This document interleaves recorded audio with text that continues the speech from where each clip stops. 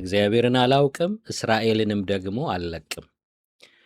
እነርሱም የዕብራውያን አምላክ ተገናኘን፣ ቸነፈር ወይም ሰይፍ እንዳይጥልብን የ3 ቀን መንገድ በምድረ በዳ እንሂድ፣ ለአምላካችን ለእግዚአብሔር እንድንሰዋ እንለምንሃለን አሉት። የግብፅ ንጉሥም አንተ ሙሴ አንተም አሮን ሕዝቡን ለምን ሥራቸውን ታስተዋላችሁ?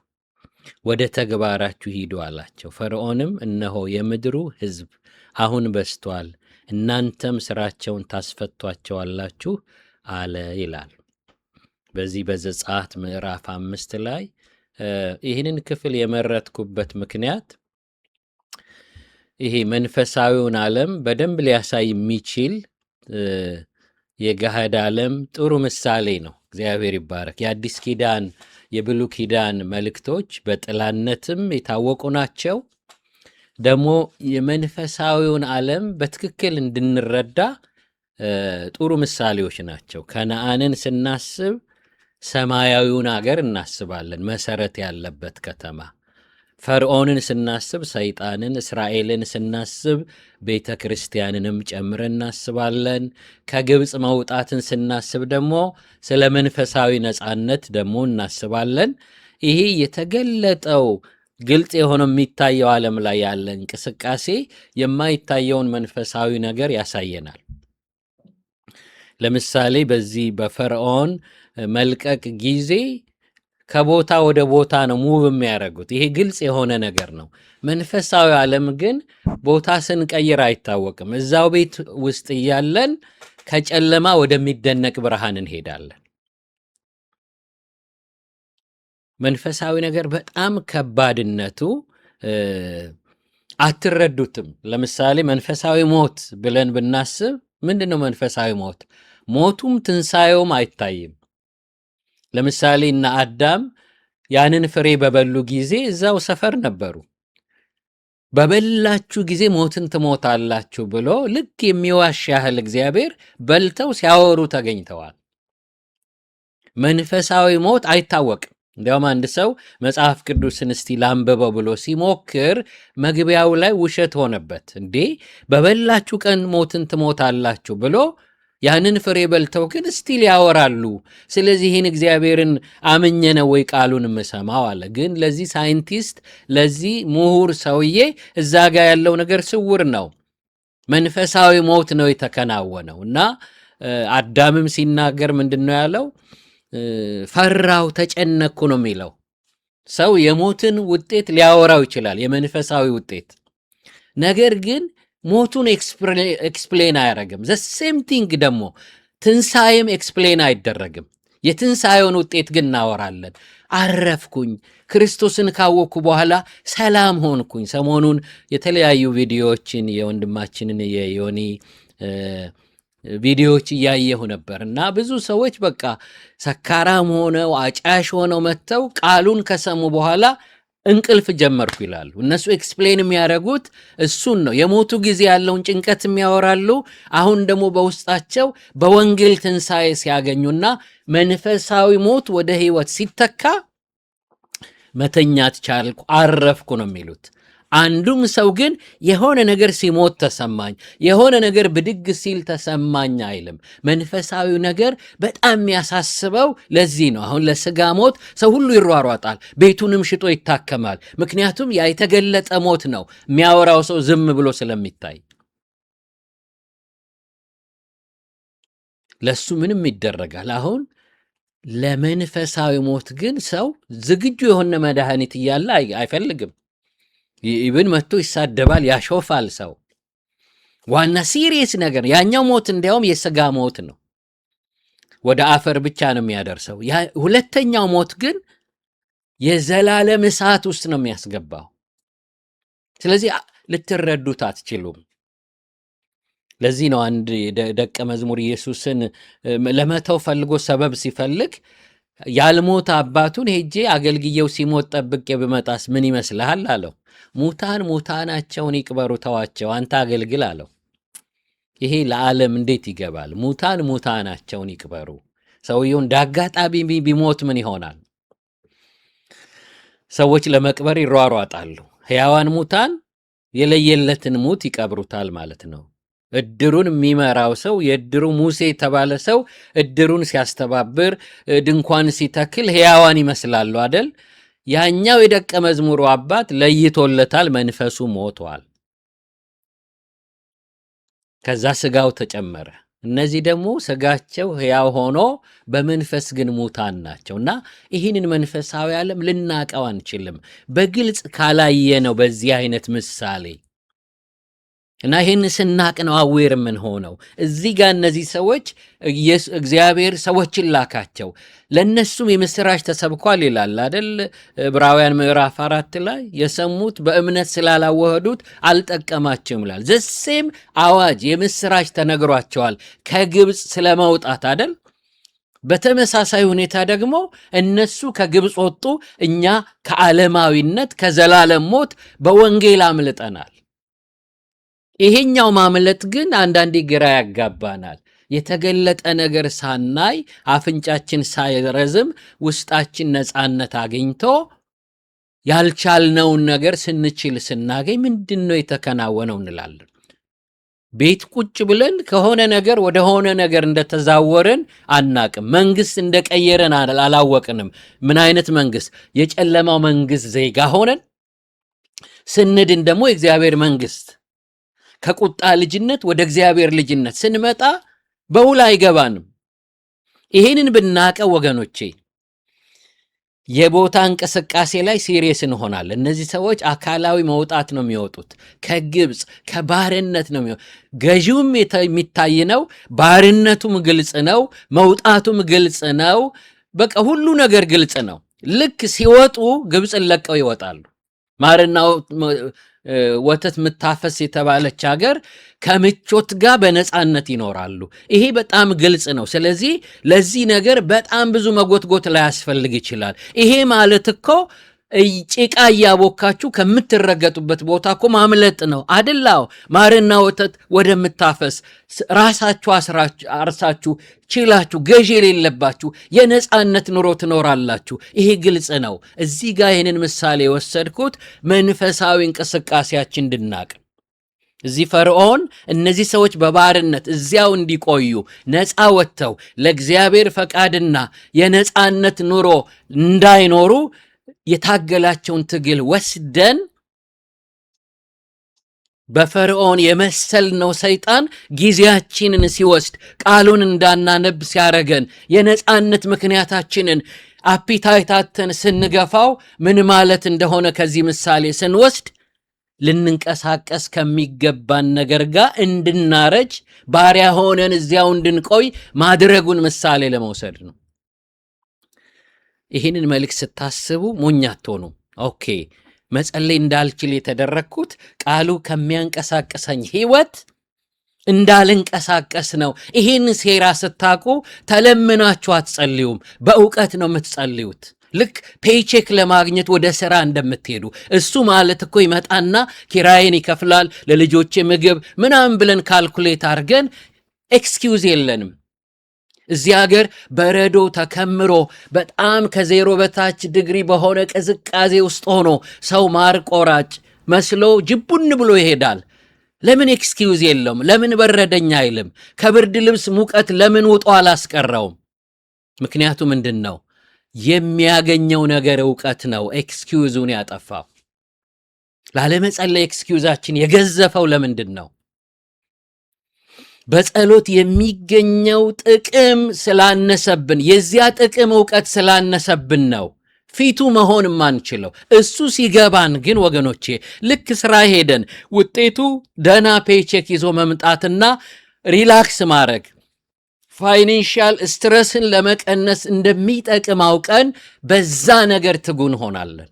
ዛሬ ማስተምረው ወገኖቼ ልክ የገንዘብ ጥቅም ኤክስኪውዛችሁን አጥፍቶ ሌሊት ቀስቅሶ ወደ ሥራ እንደወሰዳችሁ የጸሎት ጥቅም መገለጥ ገብቷችሁ አላርም ሞልታችሁ ተነስታችሁ ቤቱን በጸሎት እንድትሞሉ አየሩን ሁሉ ነፃ አውጥታችሁ የእግዚአብሔር ክብር በውስጣችሁ ሞልቶ ክብር ለእግዚአብሔር ይሆን ያን እንድትጠቀሙ ይህንን አዌርነስ ኤክስኪውዛችሁን ለማሳነስ ነው። ክብር ለእግዚአብሔር ይሁን። ልቀጥል ወደ ሐሳቡ። ትዝ ይላችሁ እንደሆነ ዳንኤል በቀን 3 የጸለየው ጥሩ ኤክስኪውዝ እያለው ነው። የጠቅላይ ሚኒስትር ያህል ፖዚሽን የነበረው በሂሳብ ዙሪያ በጣም ሂሳብ የሚሰራ ብዙ የሚቆጣጠር ስለነበር መሪ የሆነ ሰው ማኔጀር የሆነ ሰው በጣም ሀስል ያረጋል በጣም ብዙ። ስለዚህ ጥሩ ኤክስኪውዝ አለው። እኔ እኮ ስራዬ አያጸልይም ሊል ይችላል። ግን በቀን 3 ምን አጸለየው ካላችሁ ወደ ኋላ ሄዶ ጸሎት የሰጠውን ድል ህልውናው የተመሰረተው በሱ እንደሆነ ገብቶታል። አንዳንድ ጊዜ ብዙ ነገር የገነደስንበትን ጸሎት ሳሙኤል ሄደን እንደ ቀላል እንተወዋለን። ኢብን የህልውናችን ምክንያት የሆነ ትልልቅ ስራ የሰራ ጸሎት ነገር ግን ዛሬ በቀላሉ ተትቷል። ወደ ዳንኤል ህይወት ከመጣችሁ ወደ ኋላ ሄዶ ምንድነው የሚያስበው? ጸሎት ማለት እኮ የሆነ ጊዜ አንድ ጥጋበኛ ንጉስ ህልም አይቶ ከነፍቹ አምጦ አለ ህልሙ ጠፍቶበት ያ በጣም ከባድ ነገር ገጠመን። ከዚያ ምን ሆነ? ሁሉ ሰው ሞከረ። አንዳንዶች ቲያትር መስራት ፈለጉ። ጸጋ ሲያንስ አንዳንዴ ርቀው ሄደዋል ብዙ ሰዎች እንዴት አይነት ቲያትር እንደሚሰሩ። ለዚህ ነው አንዳንድ ጊዜ ኢንፎርሜሽን ተወስዶ በር ላይ የሚገባው ሰው የሆነ ነገር አንዳንድ ጊዜ የነገራችኋቸውን ነገሮች ሌላውን ኤክሳይት ስለሚያደርግ መገለጥ የተናገራችሁ አስመስለው ያስጮኋችኋል። ሰውየው እኔ ቁጭ ብዬ አውርቼ ያወራሁትን ለሱ ኤክሳይት አያደርገውም።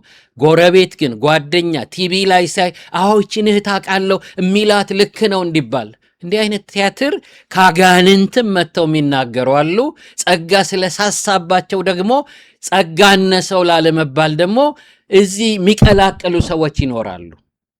ዛሬ ልነግራችሁ የምፈልገው ነገር መጽሐፉም አለ መንፈስ ቅዱስም አለ። ዘዋሪ ሆነን ጊዜ ሳንሰጥ ለቆምንበት መድረክ ያነሰ ነገር ሼር ላለማድረግ በፊቱ መሆንን አዌር ላረጋችሁ ፈልጋለሁ። በዚህ ዘመን ወገኖቼ የምንቆምበት የፑልፒት ከፍታ ብቻ ነው ቁጭ ካለው ሰው የሚለየን። አሁን በጣም የምናገለግል ሰዎች ፑልፒት ላይ ከፍ ማለታችን መንፈሳዊ ከፍታ አይደለም። ቁጭ ያለ ሰው ከኛ የተሻለ አቅም ይኖረዋል። ከኛ የተሻለ ጥልቅ መገለጥ ይኖረዋል። የፑልፒት ከፍታ ብቻ ሳይሆን የምንቆምበት ቦታ ከፍ ብሎ ደረጃ ላይ ስለቆምን ብቻ አይደለም፣ በመንፈስም ከፍ ብለን ሰውን ጎትቶ የሚያወጣ አቅም ይዘን መሄድ። ይሄንን የሚሰጥ እንደሆነ ስናቅ ከፕሮግራም ሰዓታችን በፊት የሚያወጣ አቅም ለመቀበል በፊቱ እንሆናለን። ክብር ለእግዚአብሔር ይሁን። ልፈርድ አይደለም፣ አዌር ለማድረግ ነው። ሳሙና አዘጋጅታችሁ ቆሽሻል ብትሉ እሱን ማሳነስ አይደለም፣ አዌር አድርጋችሁ እንዲታጠብ ነው። እኔ በፍርድ መንፈስ አላገለግልም። ነገር ግን ሰዎች ጉልበታም እንዲሆኑ ኃይለኛ እንዲሆኑ ጸጋው ያለ በዚህ ዕውቀት ተነሳስተው በፊቱ ሲሆኑ ኃይለኞች ይሆናሉ። እግዚአብሔር የተመሰገነ ይሁን። ንጉሱ ህልሜንም ፍቹንም አምጦ አለ። ስለዚህ ቲያትር መስራት ጀመሩ ሰዎች። ህልም እንደ ፈቺ ነው ብለው ሊያምታቱ ሲፈልጉ ኖ ጠረጠረ። አንዳንድ ጊዜ ሰዎች ለሆነ ሰው የነገሩትን ተመሳሳይ መገለጥ የሚባል ነገር ሳያውቁት ለጓደኛው ይናገር። አንቺንም እንዲህ ያለሽ ይባላል። በሆነ ዙሪያ ፕሊስ ወገኖች፣ በቲያትር የሰውን ቁስል አንፈውስም። የእግዚአብሔር መንፈስ የወረደ ማስመሰል ለሰዎች መድኃኒት አያመጣም። ለምን ቲያትር እንስራ? ይውረድ እንጂ ፈልገነው እናምጣው እንጂ ከሱ ጠፍተን ከሱ ጋር እንደተገኘን አናስመስል። እባካችሁ እግዚአብሔር በጣም ሲሪየስ ነገር ነው። በዚህ ዘመን ከኃይል ጋር መልእክት ይዘን ካልመጣን ሰዎች ቻት ጂቢትን የግል ፓስተር ማድረግ ይችላሉ። እሱ ነው እየሆነ ያለው። እንዲያውም ከጸጋና ከመንፈስ ቅዱስ አቅም ውጭ እንዲያውም በጣም ጥሩ ማብራሪያ የሚሰጥ አፕሊኬሽን መጥተዋል። ጉልበት ወደፊት ያለ ጸጋ ያለ መንፈስ ቅዱስ አቅም የሆነ አገልግሎት በቻት ጂቢቲ ሊቀማ ይችላል። ልክ ሌሎች ኤአይ የሚቀማቸው ነገሮች እንዳሉ ቻት ጂቢቲ ማምጣት የማይችለው ክብርን ማምጣት አይችልም፣ ኃይልን ማምጣት አይችልም። በጣም አፕሪሼት አደርጋለሁ። የሆነ አጋንንታዊ እንዳታረጉት። ቻት ጂቢቲን ቀድመው ቅዱስ የሆነና ልክ የሆነ ኢንፎርሜሽን ፊድ ያደረጉ ቅዱሳን አሉ። ፈረንጆች፣ ክርስቲያን ወገኖች በጣም አክቲቭ ሆነው ያልሆነ ኢንፎርሜሽን ጠቅጥቀው ሰውን እንዳያጠፋ ጥሩ ኮመንተሪ ፊድ ያደረጉት ሰዎች አሉ። አይጠቅመንም ማለት አይደለም። የመልእክታችን ኦሪጂናሊቲ ሳይቀጠፋ ሌላውን ማዳበር የምንችልበት ብዙ አፖች ብንጠቀም ችግር የለም። ከእግዚአብሔር ጠፍተን አንብቦ እንዳመጣ አይነት ሰው ለመሆን ግን አናምታታበት። አንዳንድ ጊዜ መልእክቴን አንብቤ ምን ብዬ ስጨርስ ስለዛ መልእክት ባክግራውንድ ሄጄ እጠይቃለሁ። ቻት ጂቢቲ በጣም የሚጠቅም ነገር አለ። ፊድ የተደረገውን ቅዱሳን ወገኖች ቀድመው ሄደው ፊድ አድርገውታል፣ አገልግሎትን የሚያውቁ። ለዚህ ነው በጣም ሲሪየስ ነገር ስለ ሥላሴ ሲናገር ታዩታላችሁ። ከምንም አላመጣውም። ቴክኖሎጂውን የሚዋጁ ሰዎች ናቸው እና በጣም ጠቃሚ ነገር አለው። ልክ ብዙ ኮመንተሪዎች እንደምናጠና ማለት ነው። እሱን ሁሉ ሰብስቦ ጨምቆ ነው የሚያመጣልን። ችግሩ መሸሸጊያ እንዳናረገው፣ እግዚአብሔር ሳያስፈልገን ስለ እግዚአብሔር ወስደን መረጃ እንዳናወራ። እግዚአብሔርን ማወቅና ስለ እግዚአብሔር ማወቅ ይለያያል። በዚህ ዘመን ስለ እግዚአብሔር ነው የሚያሳውቀን ሲስተሙ ሁሉ። ስለዚህ እግዚአብሔር ጋር ሄዶ ማምጣትን ያስተወናል። ያንን ጠረን የጠፋ ነገር ይዘን እንመጣለን። ለዚህ ጥሩ ምሳሌ የሚሆንልኝ አሮን ነው። አሮን ሲዞር ውሎ ሙሴ ከተራራ ያወረደውን መልእክት ልክ እሱ እንደተነገረው ነው የሚናገረው። እግዚአብሔር ሙሴን አለው ይላል፣ ሙሴም አሮንን አለው ይላል። ሶስተኛ ሰሚ ነው። አንባቢዎች አለን። ክብር ለእግዚአብሔር ይሁን። ጥሩ ነገር ነው።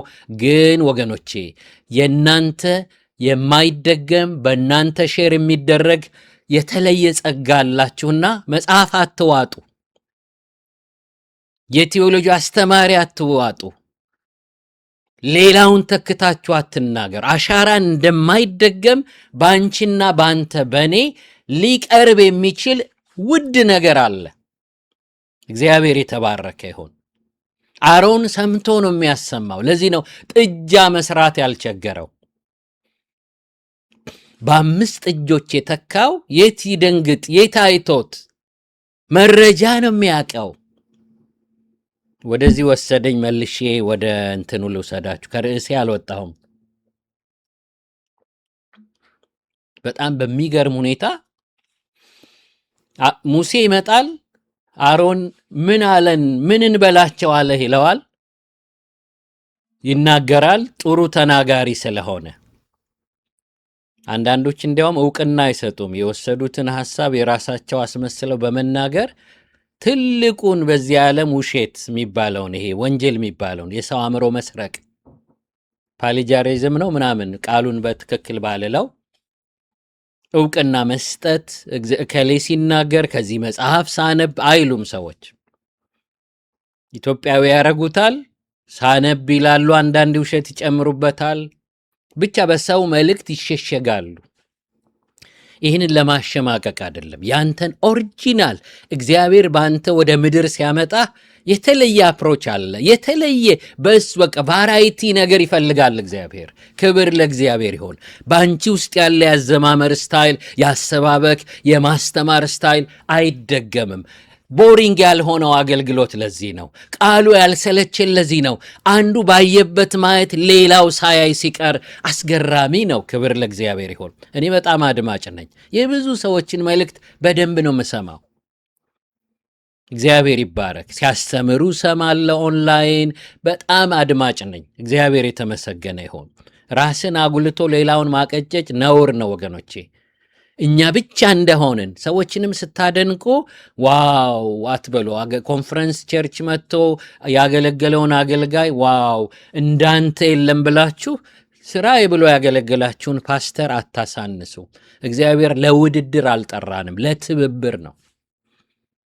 ይሄ ትብብር ሜንታሊቲ ጥሩ ቢሰበክ እንኳ ሰው ይናደዳል። ጥሩ የአገልግሎት ስኬት ሰውን ያበሳጭ። ለውድድር አይደለም ጌታ ይጠራን፣ ለትብብር ነው። ስለዚህ እንፈልገዋለን። በሌላ መልእክት የተከደነ የሰው በጣም ደስ የሚል እኛ እሱን ወደ ምድር ሲያመጣው ሊሰጠን ያለው ነገር መገለጥ አለበት። እግዚአብሔር የተመሰገነ ይሁን። ስለዚህ በፊቱ የመሆን ነገር አስፈላጊ እንደሆነ ይህን ማወቅ ያስፈልገናል። ስለዚህ የመልእክታችሁ ኦሪጂናሊቲ ተጠብቆ ሌላውን አዳብሩበት፣ ከሌላው የምትሰሙትን ማጠናከር ያርጉት እንጂ የሆነን ሰው መልእክት ወስዶ እሱን የራስ አድርጎ መናገር ስራ መፍታት ነው የሚሆነው። እግዚአብሔር ይባረክ። ከጣፈጠን ደስ ይላል ያን ነገር ከመልእክታችን እኛም ተጠርተናል። ይህንን ማሰብ አለብን። ይህንን ያመጣሁት ነገር እነዚያ ሰዎች የሰውየውን ህልም አምታተው ሊያልፉ ፈለጉ። ሰውየው ኖ እንዲህ ውልፍት ብትሉ እኔ ነኝ የህልሙ ባለቤት፣ ገና ስትናገሩ አውቀዋለሁ። ብዙ ጊዜ ሰዎች እኔ መልእክት ስናገር የሰራዊት ጌታ እግዚአብሔር እንዲህ ይላል አልልም። በልቤ አንድ መልእክት የሚመስል ነገር አለ። ከእናንተ በላይ ስለማላቅ መልእክቱ ልክ ከሆነ እናንተ ከንፈርም አድርጉት ብዬ አልፋለሁ። የመልእክቱ ባለቤት ነው ከንፈርም የሚያደርገው እንጂ እኔ ይሄ ነገር ካልሆነ ነቢይ አይደለሁም ብለው በኋላ ማጣፊያው የቸገራቸው ሰዎች አሉ።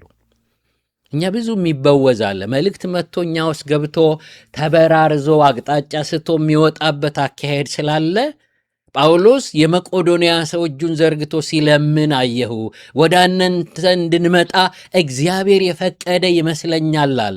ማመን ስላልቻለ አይደለም፣ እሩም ስለሚሰጠው ነው። ለዚህ ነው ይሄ በጣም ላለመክሰር በቃ ሰውየው አይደለም ሲለ ኦኬ አስረን ትልቁ ጌታ አለ ማለት ቅልል ያለ ነው። አሁን እንኳን ይህን ሰማይና ምድር የሞላ እግዚአብሔር አንድ ወንድም አለኝ ብላችሁ ያላለውን ማለት እንዴት ነውር ነው። ለዚህ ነገር ዋጋ እንከፍላለንና ሲሪየስ መጠንቀቅ ይኖርብናል። ስለዚህ ቲያትሩን ሰሩት። በቃ መናገር ሲጀምሩ ኖ አለ ቢያዩ በኋላ ስለነቃባቸው ምናሉ እንዲያውም እኮ በሀገር የለም እኮ ህልሙን ረስቶ ህልም አምጡ የሚል እኮ የለም። የማንን ጎፈሬ ታበጥራላችሁ? አምጧት እዚህ ምቀልባችሁ ብሎ ሁሉንም እንደ ሰብስቧቸው ስለነበር በኋላ መግደል ጀመር። እየገደለ ሲመጣ ዳንኤልና ጓደኞች ተጠራሩና ጸለዩ። ሞት እኮ እየመጣ ነው። የመገደያ ተራቸው እስኪደርስ ነው። ከዚያ እግዚአብሔር ግን ሚስጥሩን ገለጠለት። ሃሌሉያ! ክብር ለእግዚአብሔር ይሆን። በፊቱ የሚጸልዩት ጸሎት ውጤት አመጣ። ላይፋቸውም እንዲቀጥል ምክንያት ሆኗል። አንገታቸው ይቆረጥ ነበር። ከዛ አባብሎ ነው ቀኑ ስላለፈ ማንም ልሞክር እንዳይል ተብሎ ሊገደል ነው። እሱንም ማስፈቀድ ከባድ ነበር። ራእይ መልእክት እንኳ ቢኖር አግባብቶ ንጉሱ የሆነ ሰዓት ይስጠናለ እና እግዚአብሔር ይባረክ። ሌሎች አብረውት ጸልየው መልእክቱን ይዞ ሄደ። ባይዘወይ ዳንኤል የቤተ ክርስቲያን የመቅደስ አገልጋይ አይደለም፣ የቢሮ ሰው ሆኖ ነው ነብይ ሆነው። እኔ ይገርመኛል። እዛ ትንቢተ ዳንኤል ሲባል ወገኖች መቅደስ ውስጥ አይደለም መንፈሳዊ ሆነው ለአገልግሎት ተለይቶ ቀሚስ ለብሰው አይደለም፣ ቢሮ ውስጥ ሆነው ነው ነብይ ሆነው። ፕሊስ ወገኖቼ መንፈሳዊነትን፣ ራእይ ማየትን፣ ጥልቅ መንፈሳዊነት ለቸርች አገልጋይ ትተነዋል። እስቲ ቢሮ ውስጥ ሆኖ መገለጥ የሚናገር ሰው እንሆን። ማንበብን ለአገልጋዮች ትተነዋል። እዛ ቢሮ ውስጥ እኮ ነው ይህንን የመጨረሻውን ዘመን ትንቢት አንጣሎ ያየው ይሄ ሰው። ራእይን ስናስተምር ወደ እሱ ምን ሄደው ቢሮ ውስጥ ሆኖ የቢሮ የኦፊስ ሰው ሆኖ እኮ ነው ስለሚቀጥለው ዘመን። ወገኖቼ ፕሊስ ቢሮ ውስጥ ሆኖ መንፈሳዊ ሆነ እግዚአብሔር የተባረከው ሳይሾም ኦርዴን ሳይደረግ በጥልቅ የቃል መገለጥ ውስጥ የሚኖር ነርስ፣ ዶክተር፣ ኢንጂነር፣ ሰራተኞች እንሆን። ክብር ለእግዚአብሔር ይሁን። እንዴት ያምራል! ቢሮ ውስጥ ሆኖ ደግሞ በመንፈስ መሆን። እዚያው ነው አገልግሎቱ፣ እዚያው ነው። የውጭ ሰዎችን እኮ ነው በአገልግሎቱ ጸጋ ያገለገላቸው። ክብር ለእግዚአብሔር ይሁን። ዳንኤል በእግዚአብሔር ፊት ይጸልዩ ስለነበር ሚስጥሩን ገለጠለትና በቃ አግባብቶ ንጉሱ ጋር ሄደ። አሁን ቲያትር አይሰራም። ምንድን ነው ያደረገው? ንጉሱ 1000 ዓመት ንገስ አለው። ህልሙንና ፍቹን ሲጠብቅ ሌላ ቲፕ ልጨምርልህ አለው። ምን አይነት ቲፕ? ኤክስፔክት ካረገው በላይ አልጋው ላይ ገና ስትወጣለው ስለ ፊውቸርህ በጣም እያሰብክ ነበር። እሱ በጣም አሳስቦህ ነበር። ገባው። ልክ ነው። በዛ ወደ አልጋው ሲሄድ በዛ ውጥረት ውስጥ እንደሄደ አያችሁ። እግዚአብሔር ያገኘንና መድረኩ ኤክስፔክት ከሚደረግበት በላይ የእግዚአብሔርን ክብር ይዘን እንቆማለን። እግዚአብሔር ይርዳን። አገልጋዮች ሰብሰብ ብንበል፣ ወደ ጓዳ እንግባ። እግዚአብሔር ይመስገን። ትዝ ይላችኋል፣ ኢዩን ዝም ብሎ አደባባይ ወሬኛ ሆኖ በተቀመጠበት አንዱ ነቢይ ደብቆ ቅባት ይዞ መጣና አለቃ ሆይ ካንተ ጋር ጉዳይ አለኝ፣ ወደ ጓዳ ግባ አለው። እግዚአብሔር ይባረክ። ዝም ብሎ ስለ ፖለቲካው ያወራሉ። እዛ ምን አይነት ካፍቴሪያ ይሁን አይታወቅም። ስለሚቀጥለው ዘመን የቆጤ ባጡን ሲያወሩ ነቢዩ ኤልሳ የላከው ያ ነቢይ በጉያው ቅባት ይዞ ጠራው። አለቃ ሆይ ወደ አንተ ጉዳይ አለኝ፣ ወደ ጓዳ ግባ፣ ከወሬ ግባ፣ ከግርግር ከዙረት ግባ። አለቃ ሆይ ጉዳይ አለኝ። ምን አይነት ጉዳይ? የኤልዛቤልን መስዋዕት የምትገለብጥበት። ተነስቶ ልክ ጓዳ ሲያገኘው ቅባቱን ደፋበትና ሮጠ ይላል። ከዚያ በኋላ ወገኖቼ የኤልዛቤልን መሰዊያ የገለበጠው እሱ ነው። ጓዳ ያገኘንና ከአደባባይ እንግባ፣ ከዙረት እንግባ። ወገኖቼ ዛሬ ቀልደኞች ፌዘኞች ሆነናልና እግዚአብሔር ያገኘን የምንገለብጠው ነገር አለ። የምንገለብጥበትን አቅም ሊሰጠን እግዚአብሔር። ክብር ለእግዚአብሔር ይሁን። ዳንኤል እንደዚህ አለው፣ ስትተኛ ገና የነበርክበት መንፈስ ይሄ ነው አለው። ከተገመተው በላይ ኤክስፔክት ከተደረገው በላይ መጽሐፉ አለ፣ መንፈስ ቅዱስ አለ። ለምን ቲያትር አስፈለገን? ፕሊዝ እግዚአብሔር እንዳለ የማስመሰል ትጋት ነው ያለው በየቸርቹ። ፕሮፓጋንዳው ወገኖች የቀዘቀዘ የሚያስተኛ ፕሮግራም በወሬ ግን ይግላል እኮ። ዛሬ የነበረን ጊዜ መድረኩ ሳት ወርዶ፣ እረ ፕሮፓጋንዳችሁን ቀንሳችሁ ሰው ተነክቶ የሚያወራው ነገር እንዲመጣ እግዚአብሔር ያገኘን። ጣጣችንን ጨርስ። ልክ እንደ ፈርዖን ጊዜያቸውን ነጥቆ እንዳይጸልዩ ያደረገበትን ነገር እሱን አምልጠን በፊቱ ስንሆን ክብር ለእግዚአብሔር ይሁን። ይህንን ያመጣሁት ኤክስኪውዝ የሚያስጥል መገለጥ ልሰጣችሁ ነው። ኤክስኪውዛችሁ ያንስባችኋል። እንደ ዳንኤል በፊቱ ጸለየ፣ ጌታ መገለጥ ሰጠው። የአንገት ቆራጭ ንጉሥ ህልሙን ጥንቅቅ አርጎ ሲነግረው ያየ ህልም ይሄ ነው፣ ወደፊት የሚሆነው ይሄ ነው። ተደመመ። ከዚያ ምን አለው? የአንገት ቆራጭ ንጉሥ ሰገደለት ይላል። ስለ ስግደት ላወራ አይደለም፣ አስጎነበሰው ችግሩን። ገዳዩ ተንበረከከ። እግዚአብሔር የተመሰገነ ይሁን። ጸሎት ገዳዩን ጫማ ስር የሚጥል ነው። ጸሎት እግዚአብሔር የተመሰገነ ይሁን። መርዶክዮስና አስቴር እስኪጸልዩ ሊደመሰስ የተጻፈለት ሃማ እላይ ቆሞ ብዙ ምዕራፍ ሄዷል። ዛሬ በኢየሱስ ክርስቶስ ስም ያለ መጸለያችንን አድቫንቴጅ ተጠቅሞ በማይገባው ከፍታ እሱ ተቀምጦ ወደማይገባን ውርደት የሚገፋን ጠላት ጸልየን ቦታው ጋር እንመልሰዋለን። እሱ ወደ ዝቅታው ይሄዳል። የእግዚአብሔር ሕዝብ ወደ ከፍታው ይሄዳል። ዋው! ጸሎት ውስጥ ስንት ኦርደር ታስተካክላላችሁ ወገኖቼ። ዝቅ ማለት የተጻፈበት ዝቅ ይላል። ከፍ ማሸነፍ የተጻፈለት ወደ ከፍታው ይሄዳል። የሚገርም ነው ወገኖቼ። ብዙ ምዕራፍ ተጣደፈ፣ በጀት አስመደበ። ንጉሱ ለመጨረስ ሰዎችን ንጉሱን አግባባው። ሐሜቱ፣ ወሬ ወገኖቼ ቢያዝ ማድረግ። አንዳንድ ሰዎች በጣም ትጉ ናቸው። በሰው ልብ ውስጥ ይረሽኗችኋል። እንዲህ ነው እንዴ ብለው ያወርዷ። በቃ የተሳካለት ነው ሃማ። ቀስ ብሎ ይህንን ቅዱስ የኪዳን ሕዝብ እንዴት አድርጎ ስሎ እንዲደመሰስ እንዲወስን አረገው። ትልቁን የቤተ መንግሥት በጀት አስመደበ። ብዙ ምዕራፍ ሄደ። እነዚህ ሰዎች ተኝተው ድንገት የሚነካና እሱን የሚገድል ነገር ሲመጣ መርዶክዮስ ተጎነበሰ። ይሄ ቀመር ታውቃላችሁ። እጆቹን ሙሴ ሲያነሳ አማሌክ ከተራራው ግርጌ ይሸነፉ ነበር። እግዚአብሔር ይባረክ። መንበርከክ ማለት ማንበርከኪያ ነው። ምስኪን የሆንን አይምሰላችሁ። እኛ ወንበር ስር ስንንበረከክ ብዙ ነገር እኛ ስር ይንበረከካል። ብዙ ነገር ወገኖቼ፣ እግዚአብሔር ይባረክ። መንበርከክ ማለት አንድ ይሄ የውሽውሽ ነው የካራቴ ጥልቅ የሆነ መንፈስ አሰራር ውስጥ ገብቶ የተመለሰ ፓስተር ሲናገር ዝም ብሎ አይደለም አለ። መንበርከክ የሚያመጣውን ጉዳት ስለሚያውቁ ሰይጣንም በብዙ አይነት መንገድ ከመንፈስ ጋር ሰዎች እንዲገናኙ የመንበርከክ አይነት ፈጥሯል አለ። እግር ቆላልፎ ሻማ እያረገሩ እንዲህ ሲያረጉ ሰዎች ያ የተቆላለፈው ሲዞሩ የሚገናኙት መንፈስ አለ።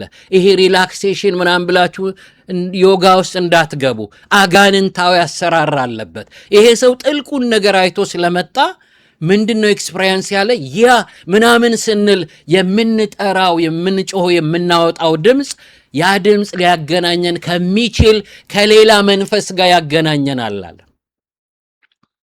እንዲዞረን ስንናገር የምንጮኸው ጩኸት ዝም ብሎ ጩኸት አይደለም። ለነገሩ ጥንካሬ ከሚሰጥ ሌላ መንፈስ ጋር ነው የሚያገናኘን አለ። ስለ ራሱ ሲናገር እንዲህ ብትገፉኝ እምበር ቀጭን ሰው ነበርኩ አለ። ስጫወት ግን የሆነ ጩኸት ጮሄ ያንን የቀጠነውን ነገሬን የሚቸክል ኃይል መጥቶ ይተክለኛል አለ።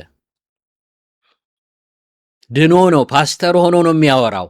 አያችሁ፣ ይሄ ፖዚሽን ቀመሩ እሱ ነው። እጅ ብድግ ሲል አማሌቅ ሞገሳቸው ይራገፋል፣ ኢያሱ ያሳድዳል። ክብር ለእግዚአብሔር ይሆን። የእኛ ጉልበት ወንበር ስር ሽብልል ሲል የሚሸበለል ነገር አለ፣ የሚንበረከክ ነገር አለ። የሙሴ እጆች ብድግ ሲሉ ጀግና የሚሆነው ኢያሱ ነው። አሜን ሃሌሉያ። እጆቼን ለእናንተ አነሳለሁ፣ በአድራሻችሁ ጀግኑ፣ አሸንፉ። ሃሌሉያ። ክብር ለእግዚአብሔር ይሁን።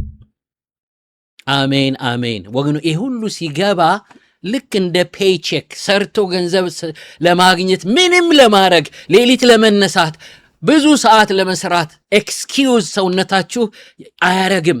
ይሄ እውቀት ሲገባችሁም ለጸሎት ብድግ ስትሉ ስራ ልትሰሩ ነው። ውጤት አለው። ፔይቼካችሁ ከሚሰጠው ሰላም በላይ ስትንበረከኩ የምታገኙት መገለጥ ረፍታችሁን ስለሚጨምረው ይሄ እውቀት ያነቃቃችኋል። እኔ ይሄ ገብቶብኛል። ቀኑን ሳልቀድስ አልሄድም። ማንንም ስልክ አላነሳም። ባይዘወይ ስልኬ ዝግ ነው፣ ጢጥ ብሎ ይገባል ይላሉ። ኖ ዶንት ዲስተርብ ላይ ያደርገዋለሁ። አንድ ማወራው ጌታ አለ። አቅም የሚሰጠኝ እሱ ነው፣ የሚያበረታኝ እሱ ነው። ቴራፒ ሩም ነው የጸሎት ሩሜ። እግዚአብሔር የተመሰገነ ይሁን። ቤት ውስጥ ሆናችሁ የጸሎት ቤታችሁን ወገኖች፣ የምኝታ ቤታችሁን ተኝቶ መንቂያ ብቻ አይደለም፣ የጠላትን መንግስት መገርሰሻ። አንዳንድ ጊዜ ወገኖች አፍጋኒስታን የሆነ የሚያፈነዱትን ነገር ለማፈንዳት እዚህ ኒውዮርክ ያለ ወይም የሆነ የጦር ካምፕ ውስጥ ያለ ሲቹዌሽን ሩም አለ። እዛ ጋር እንዲያሽከረከሩ ያፈነዱታል ወገኖቼ። ለእኛም የእግዚአብሔር ያለንበት ቤት ሲቹዌሽን ሩም ነው። እዚህ ሆነን እዛ ጋር የጠላትን ምክር የምናፈርስ፣ እዚህ ሆነን የአዲስ አበባውን ምንገነጥልበት።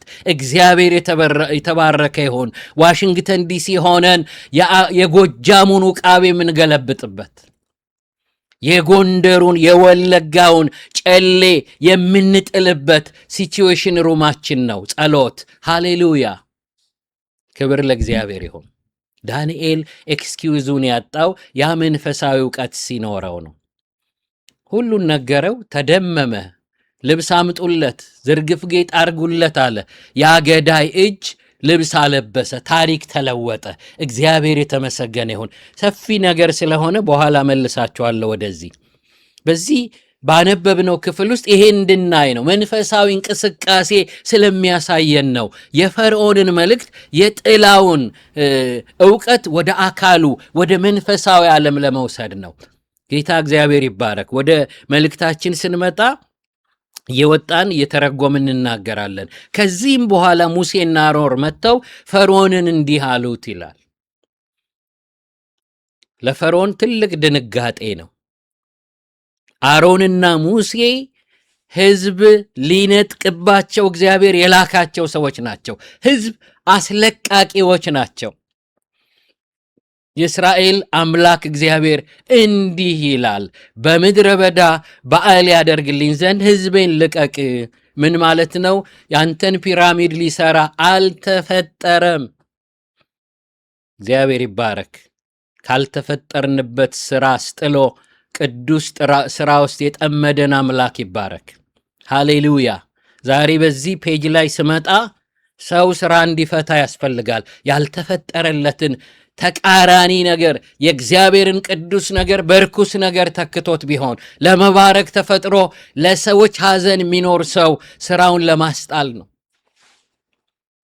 እግዚአብሔር የተመሰገነ ይሁን። ብዙ ሰዎች ወደ ጌታ መጥተው ሰሞኑን ሲመሰክሩ አንዷ እህት ምን አለች? ስካመር ነበርኩ አለች። የባንክ ስካመር፣ ባንክ ውስጥ ያለውን የሰዎችን ገንዘብ መወስድ። ክርስቲያን ነበረች እኮ። የክርስቲያን ሙዚቃ ሰማ ሰውየው ሲያነሳ በቃ ራራለታለሁ አለች። ክርስቲያን ባክግራውንድ ስለሆነች ስላላት። አያችሁ፣ ካንቀላፋን ሰይጣን ለሰው በረከት ተወልደን የሰው ኪስ አውላቂ ነው ምን ሆነው።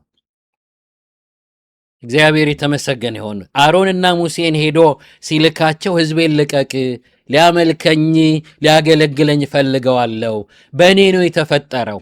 እግዚአብሔር ይባረክ።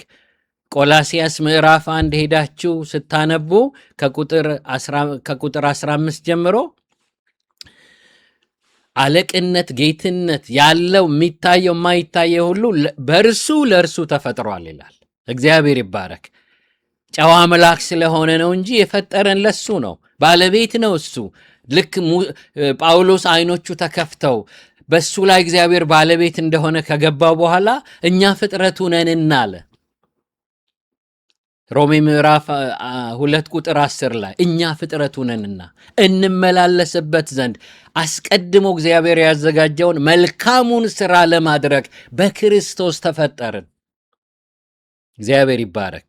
ሰይጣን ሁሉም ሰው ያየዋል፣ ታለንት እንዳለው ያያል። ያንን ወስዶ ለመምራት የተወለደውን ሰው ጥሩ አሸባሪ መሪ ያደርገዋል።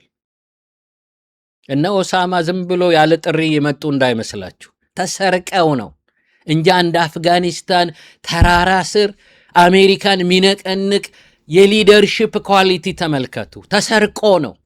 ሰይጣን የብዙ ሰዎችን አእምሮ በጣም ጂኒስ እኮ ነው፣ ግን ለተንኮል ተጠቀመበት የሚባል ምን የመሰለ ወገኖቼ፣ ኢንጂነር የነበረ ሰው መሽነሪ እንትኖችን ትቶ ነው ለማውደም የወጣው። እግዚአብሔር የተመሰገነ ይሆን። እንቀማለን ከሰይጣን ነጥቀን ለእግዚአብሔር ዓላማ። ገበያ ላይ የሚሰርቅ ሰው ሰሞኑን ድኖ ምን አለ? ገበያ ላይ ሰብካለሁ ከዚህ በኋላ አለ። እግዚአብሔር ይባረክ። አገልጋይ ልንቀማ ነው። መናፍስቶችን ልንቀማቸው ነው የመጣ ነው። ሰዎችን ነጥቀን ለክርስቶስ ልንቀድስ። እግዚአብሔር ይባረክ። ቅዱስ ጨዋ አምላክ አለ። ያገለገሉትን አክብሮ የሚሸልም ከተማ ያዘጋጀ ክብር ያዘጋጀ አምላክ እግዚአብሔር የተመሰገነ ይሁን። ሃሌሉያ።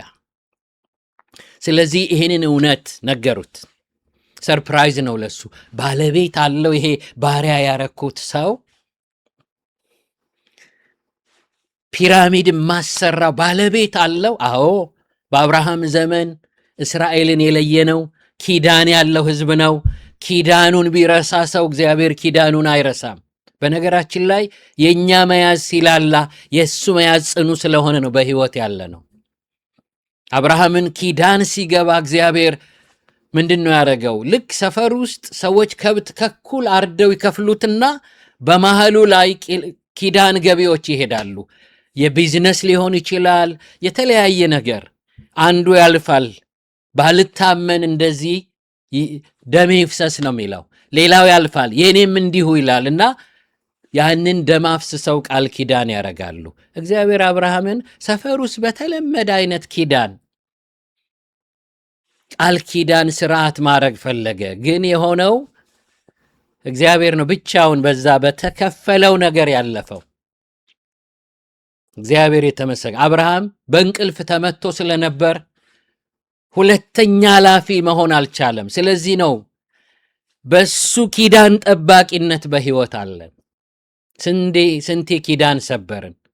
እኔ አገልጋዩ ራሱ በድካም በነበርኩ ጊዜ የሱ ጽኑ መያዝ በሕይወት አኖረኝ። እግዚአብሔር የተመሰገነ ይሁን። ክብር ለእግዚአብሔር ይሁን። ስለዚህ በሱ ኪዳን ጠባቂነት ቀን የተጠበቀለት ሕዝብ አለ። ፈርዖን እንዲገዛው አልተጠራም። እግዚአብሔር የተመሰገነ ይሁን።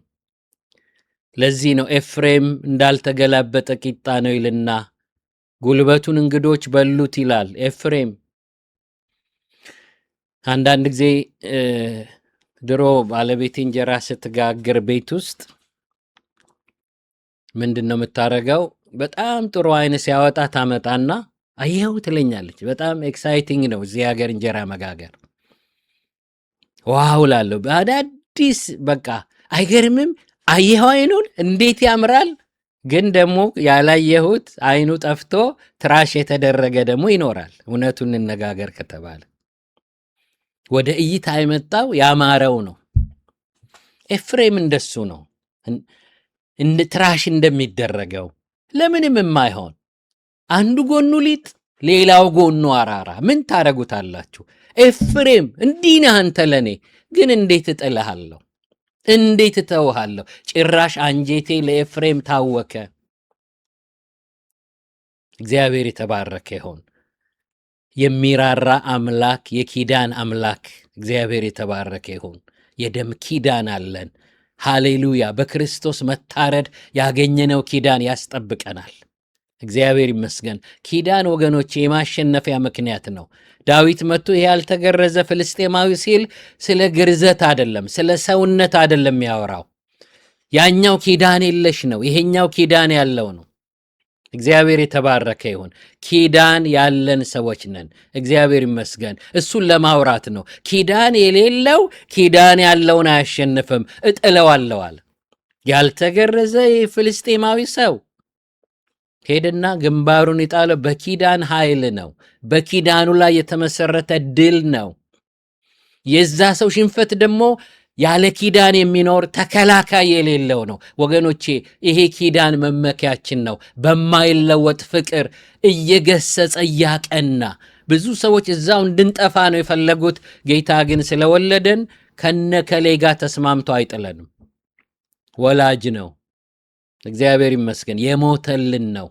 እግዚአብሔር ሁል ጊዜ መመለሻ የሚያዘጋጅ እንደ ዘመኑ ጂፒኤስ ዲቫይስ ትዝ ይላችኋል። ኤግዚት ስትጥሱ ሪካልኩሌት ያደርጋል። ምናልባት የወጣችሁበት ኤግዚት ረጅም ከሆነ ጊዜና ነዳጅ ጨርሳችሁ እንደገና ዞሮ መምጣት ሊያደክማችሁ ቢችልም ጂፒኤሱ አዙሮ ወደ ወጣችሁበት ሃይዌይ ይመልሳችኋል። እግዚአብሔርም እንደሱ ነው ያደረገው። በኤደን ገነት ሰው ከመስመር ከሃይዌይ ሲወጣ እዚያው ሪካልኩሌት አደረገ። እግዚአብሔር የተመሰገነ ይሁን። እዛ ውስጥ ደግሞ የሚመጡበትን በማባረር ቸርነት አደረገልን። ለዘላለም በልተነው ፍሬውን ዘላለማዊ ሰይጣን የሚያደርገውን ፍሬ ሳይበሉ ሞቶውለት ሊከፈል የሚችለውን የቸር ሳይቀየር የማባረር ቸርነት አደረገልን። የምትገለባበት ኪሩብ አስቀምጦ ያበሩ የተዘጋውን በክርስቶስ ደም መርቆ ከተባረርንበት ክብር እንደገና ባደገና በላቀ ከፍታ መለሰን። እግዚአብሔር የተባረከውን ሪካልኩሌት ሲያደርግ ነው። በሴቲቱ ዘርና በእባቡ መካከል ጠላትነትን አደርጋለሁ አለ። አንተ ሸኮናውን ትቀጠቅጣለህ፣ እርሱ ደግሞ ራስን ይቀጠቅጣል። ክብር ለእግዚአብሔር ይሁን። ሪካልኩሌት ያደርጋል። የትኛውም የጂፒኤስ ዲቫይስ አይሰድባችሁም። ድሮ ራሱን የቻለ ዲቫይስ ነበር። ብታደክሙት ከርሰሩ ይሽከረከራል። ከሳተይ ላይ እየተናበበ ወጥተሃል አይ ብሎ አይተዋችሁም። መንፈስ ቅዱስም እንደሱ ነው፣ እየወቀሰ የሚመልስ ተስፋ አለ ወንድሜ። ከወጣህበት ኤግዚት ሳይታክት የሚመልስህ አለ። እንደ ወጣህ እንድትቀር የሚፈርድብህ ማህበር ውስጥ መልሶ በህይወት የሚያቆምህ እግዚአብሔር የተመሰገነው። ለዚህ ነው እዛ ገነት ውስጥ ከታረደው በግ ጀምሮ እስከ ኢየሱስ ሰው ሆነው ጌታ እስኪታረድ ድረስ ዋኖሶች፣ ወይፈኖች፣ በሬዎች ያለቁት ሰው ዳግመኛ ወደ ተወው ከፍታ ለመውሰድ ነው። እግዚአብሔር ተመልሰህ ከከፍታ እንድትቀመጥ የሚመልስ ትዕግስት ያለው አምላክ ነው። ክብር ለእግዚአብሔር ይሁን። አሜን፣ አሜን፣ አሜን። እግዚአብሔር ይሄ የኪዳን አምላክ ፈልጓቸዋል። ባለቤቱ ተገለጠ። የኔ ነው ያላችሁት ነገር ባለቤት ሲኖረው አስደንጋጭ ነው። ዋት እንደፈለኩ ጭቃ እያቦኩ አናታቸው ላይ የቆምኩ እየረገጥኳቸው የምኖረው ባለቤት አላቸው፣ አረሳቸውም። ሕዝቡን ለዘላለም ማይጥል አምላክ። በቃ ይሄ አማራጭ የለውም። እግዚአብሔር ሰማይና ምድርን የፈጠረ የነገስታት ሁሉ ንጉስ። በቃ አማራጩ ምንድነው? የሆነ ጥበብ ላርክ። የመጀመሪያው ያደረገው ነገር እግዚአብሔርን አላውቅም እስራኤልንም አልለቅም አለ። ከዛ ሁለተኛው ያደረገው ነገር ምንድነው? የአገልጋዮችን ጥሪ ማጣጣል። ዛሬ እሱ ላይ ልናገር እፈልጋለሁ። ነፃ አውጪዎች፣ በእናንተ ሰው ህይወቱ ከትርምስ ሚድንበት ጸጋችሁን እናንተን ዲስከሬጅ አድርጎ በእናንተ ነፃ የሚያወጡትን ሰዎች እንደረገጠ ሊያቆያቸው ይፈልጋል። ስለዚህ ምን አላቸው? አንተ ሙሴ፣ አንተም አሮን ህዝቡን ለምን ስራቸውን ታስተዋላችሁ አለው። በነገራችን ላይ የፈርዖንን ስራ ማስተው ስራቸው ነው፣ ስራችን ነው። ሰው ካልተፈጠረበት ክፉ ነገር ወደ ፈጠረበት ነገር ወደ ህይወት መልሰን ማቆም ጥሪያችን ነው። ብዙ ሰው ቀምቻለሁ። አንድ ቀን ዝም ብዬ በተለመደ ሁኔታ የሆነ ሰው ይናገራል። ንግግሩ ደስ ሲል ቃሉን መግለጥ የሚችልበት ቋንቋ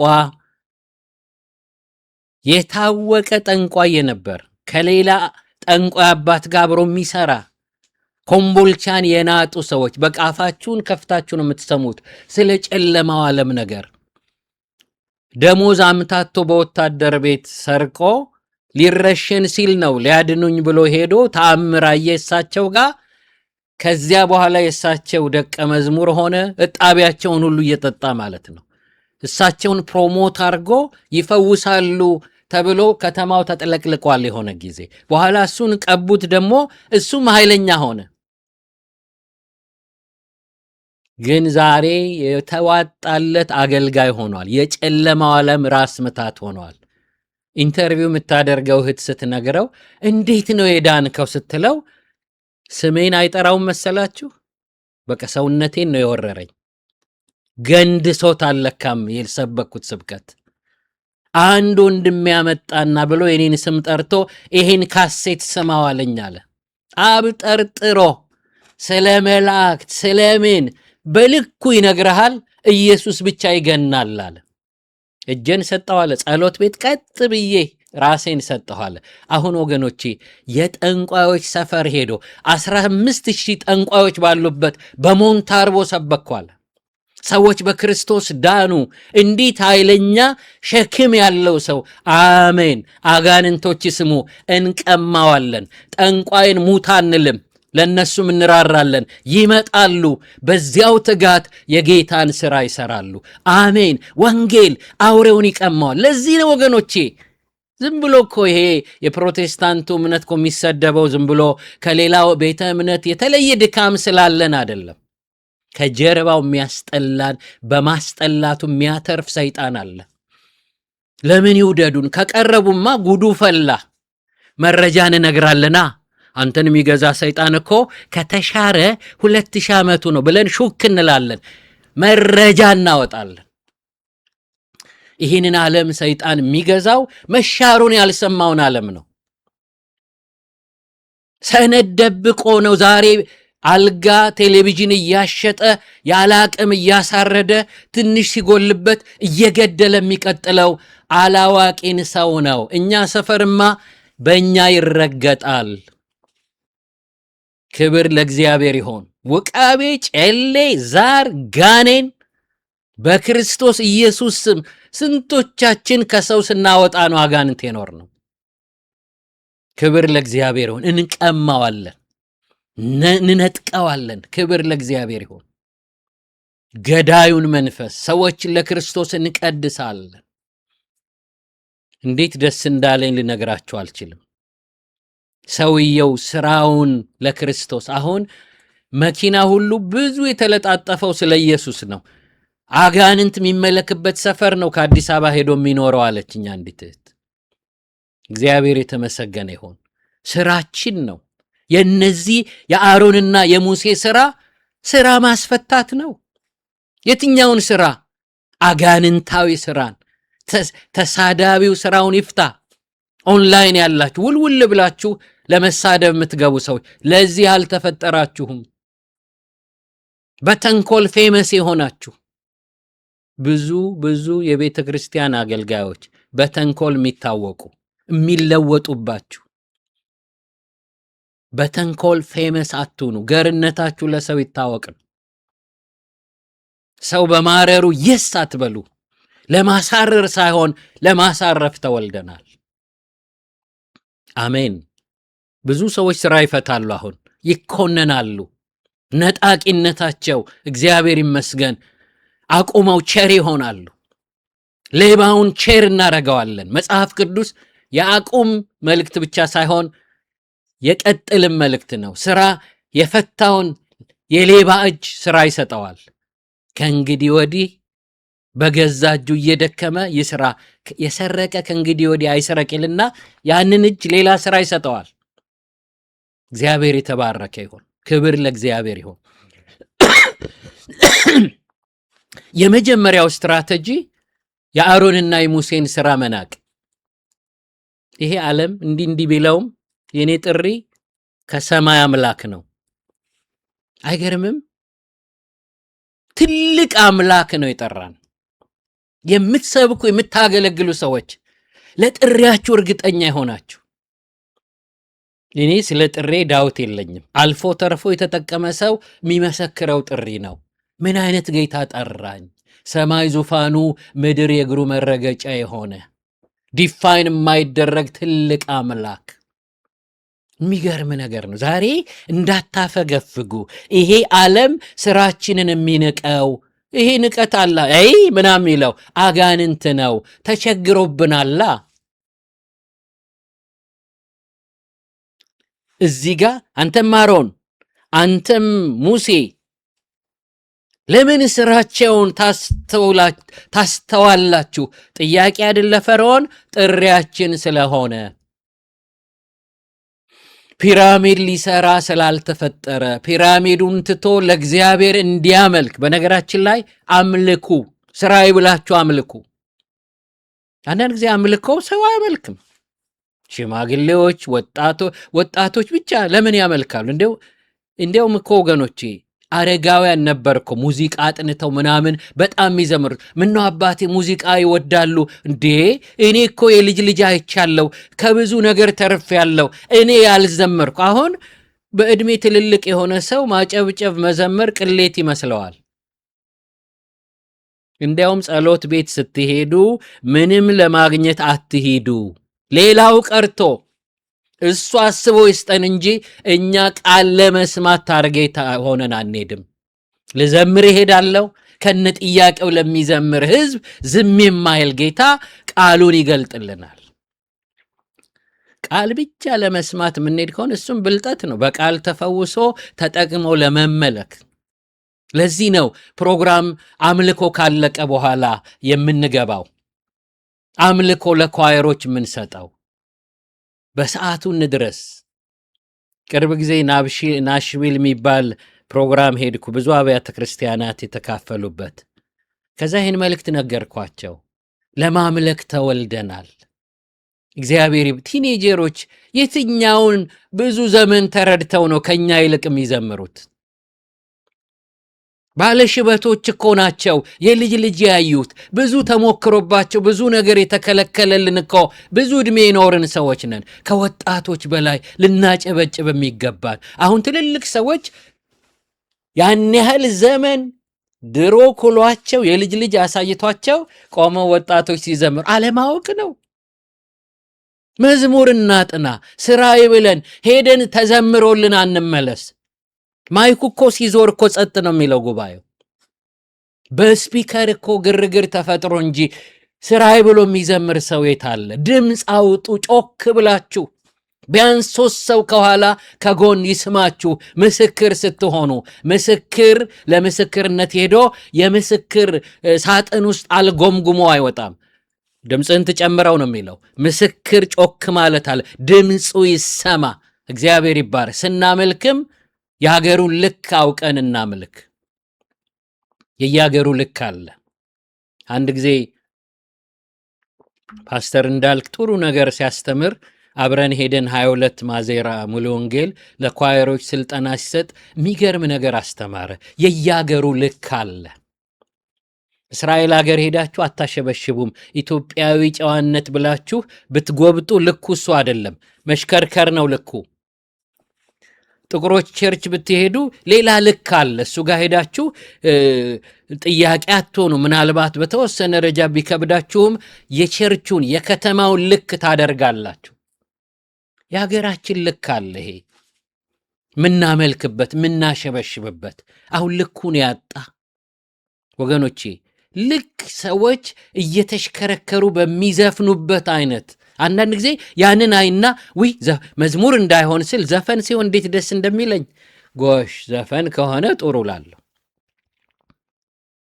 ፕሮግራም መሪዎች፣ ዘማሪዎች ፕሊስ የየአገሩ ልክ አለ። የየከተማው የየአገሩ አንዳንድ ቦታ ስትሄዱ ሌላ አይነት አገሩ የሚቀበለው ልክ አለና እዛ ሀገር ብትሄዱ የአገሩን ልክ ብታደርጉ ቅዱስ ነው የምትሆኑት። አሁን የኢትዮጵያን ልክ የጠበቀ አይደለም። ብሬክ ዳንስ ሰዎች ይዳንሳሉ። ፕሊስ የሀገሩን ልክ ማድረጋችን ወደ ቸርች የሚመጡ ሰዎች በልኩ ሳይሰናከሉ ማምለክ። እግረ መንገዴ ልንገራችሁ፣ ሚልኮን ምናምን እያለን ብዙ ቲያትር አንስራ። ሚልኮ የናቀችው የአምልኮው የአገሩን ልክ ነው ዳዊት ያመለከው። ግን ንጉሥ ሆኖ ከትንንሽ ሰዎች ካሏቸው ሰዎች ጋር ሲያመልክ ነው እንጂ በአፍጢሙ እየተደፋ ልክ የሌለውን ነገር ማድረኩን አይደለም። እንዲው ወገኖቼ ይህንን በጣም ይሰቀጥጠውን ነገር አይተን ሲቀፈን እስክስታ የወረዱ ሰዎች ልኩ እሱ አይደለም፣ ልኩ እሱ አይደለም። ሰርግ ቤት እንኳ ጨዋ ሰው ነው አይደል እስክስታ የሚወርደው። ደርበብ ያለ ሰው ነጠላ አትሰጡትም፣ ወገቡን አይዝም። እዛ ጋውን ከው ልክ ይጠይቃል። ቸርች ውስጥ እስክስታውን ሲያቀልጡት ሰዎች እሱን አይደለም ሚልኮ ብለን የእኛን እስክስታ የተጸየፈን ሰው ሚልኮውን አቀችው ዳዊትን እያልን አናምታታ። የያገሩ ልክ እግረ መንገዴን ነገሪያችሁ ልለፍ፣ እሱ ጋር አልቆይም። ብቻ ግን ማምለክ ተጠርተናል፣ ልንዘምር፣ ልናከብረው። ሃሌሉያ፣ ክብር ለእግዚአብሔር ይሆን። እና ይህን ነገር ነገርኳቸውና ብዙ ጊዜ ከተመለከ በኋላ ዋናው ቁም ነገር ያለበት ቃሉ ጋር ይላሉ ሰዎች። ኖ እኛ የምንሰጥበት ጊዜ ነው ዋናው። ለሱ ሳንሰጥ ከሱ ተቀብለን ከሄድን የእሁድ የእግዚአብሔር እሁድ አይደለም። እኛ የተፈወስንበት እግዚአብሔር በታማኝነት ባይዘምሩም አልጥላቸውም ብሎ ስራውን የሰራበት፣ እኛ ግን የማምለኪያ ሰዓቱ ላይ ጨርሶ ያልደረስን። ከዚህ ቀን ጀምሮ ወገኖቼ ከፕሮግራም መሪው ጋር አብራችሁ ቁሙና አብራችሁ በእውቀት ዘምሩ። እግዚአብሔር ይባረክ። ታሪካችሁን እያሰባችሁ ይገባሃል እያላችሁ እግዚአብሔር የተመሰገነ ይሁን። አሜን አሜን። ለማምለክ ተጠርተናል። ያገለግለኝ ያመልከኝ ዘንድ ሕዝቤን ልቀቅ። እጆቻችን አረቂ ከመጨበት ነፃ ወጥተዋል፣ ለንጉሱ ያጨበጭባሉ። ሃሌሉያ። አቢዩዝ የተደረገ እጅ ነፃ ወጥቷልና ነፃ ላወጣው ጌታ ክብር ይሁን። ስራ ይበላችሁ፣ አምልኩ፣ ክብር ስጡ። ሃሌሉያ። አየሩ ሁሉ በምስጋና ይሞላ በትልቅነቱ አዋጅ። አሜን አሜን አሜን። እግዚአብሔር የተመሰገነ ይሁን። ስለዚህ ህዝቡን ለምን ስራቸውን ታስተዋላችኋል? እሱ ነው ጥሪያችን። ሌዊ የሌዊ ወገን ነን። ከዚህ ውጭ ስራ የለንም። ፉል ታይም እናገለግለው እሱን ነው። ስራ ማስፈታት፣ ያልተቀደሰውን ስራ አስፈትተን እግዚአብሔር ይባረክ ለሌላው ሰው ስራ መስጠት። አንድ ዘፋኝ ያገኘሁትና አንድ ሰው ይስቅብኛል። ቀኑን ሙሉ ቁርጥ እያበላው ብሬክ እየሰጠው ሂድ ታጠብና እያልኩኝ ወደ ጌታ መጣሁት። እግዚአብሔር ይባረክ። ያ ሰው ወደ ጌታ ሄዷል። አሁን እግዚአብሔር የተመሰገነ ይሁን። ነፃ የምናወጣ ሰዎችን ለክርስቶስ የምንቀድስ፣ ክፉ ስራን አስጥለን በጎ ስራ እንዲሰሩ ሰዎችን ወደ ጌታ የምናመጣ ነን። ስለዚህ የመጀመሪያው ስትራቴጂ አገልጋዮች ተጠንቀቁ። በእናንተ ነፃ የሚወጡ ሰዎችን ስልችት ብሏቸው። እኔ ብር ብዬ እንደው አገልግሎትን መተው ብዙ ጊዜ ተመኝቻለሁ። ብዙ እኔ በቃ መኖርን እስክጠላ ድረስ በሕይወቴ ፍራንክሊ ምነግራችሁ እንድትበረታቱ ነው። የሕይወቴን ትግል አትጠይቁኝ። ወዳጆች ሲለወጡብኝ ማገልገል ለምን እስክል ድረስ ወገኖች፣ ሰይጣን በሕይወታችሁ በጣም የሚዋጋችሁ ባከሰራችሁት መጠን መዝኖ ነው። ትዝ ይላችኋል ቢንላደን ሰዎችን በገደለ ጊዜ 5 ሚሊዮን ነበር ዋጋው። ከዛ 50 ሚሊዮን ሆነ በጣም ሰው ሲጨርስ። ያኛው በዛ ዓለም ያለን መለኪያ በጣም ስለ ጎዳት አሜሪካ እሱን የያዘ ይሄ ይከፈለዋል አለች። ልክ እንደሱ ነው በመንፈሳዊም ዓለም ጠላት በሆንበት መጠን ነው ጠላት የሚሆንብን። ለአንዳንዶች አበል ሳይከፍላቸው አይቀርም። ለአንዳንድ መጋቢዎች ደሞዝ ከእግዚአብሔር ቤት ወስደው ግን ለጠላት ምቹ የሆነ ባህሪ ያላቸው በእነሱ ብዙ ነገር ዲስትራክት የሚሆን ጠላት የማይነካቸው ውጊያ የሚለው ነገር ለእነሱ የማይገባቸው ብዙ ሰዎች አሉ። የሕይወታችሁ ትግል የሚጨምረው ለጌታ በኖራችሁ ሰዎችን ወደ መንግስቱ ባመጣችሁ ጊዜ በቃ አክስሩት ወገኖቼ። ገመድ የያዘውን ሰው አጽናንታችሁ ወይኔ ላንጠለጥላት ስል እኮ ነው ደርሶ ቀና ያረጋት። ይክሰር ሰይጣን። አሜን ሃሌሉያ።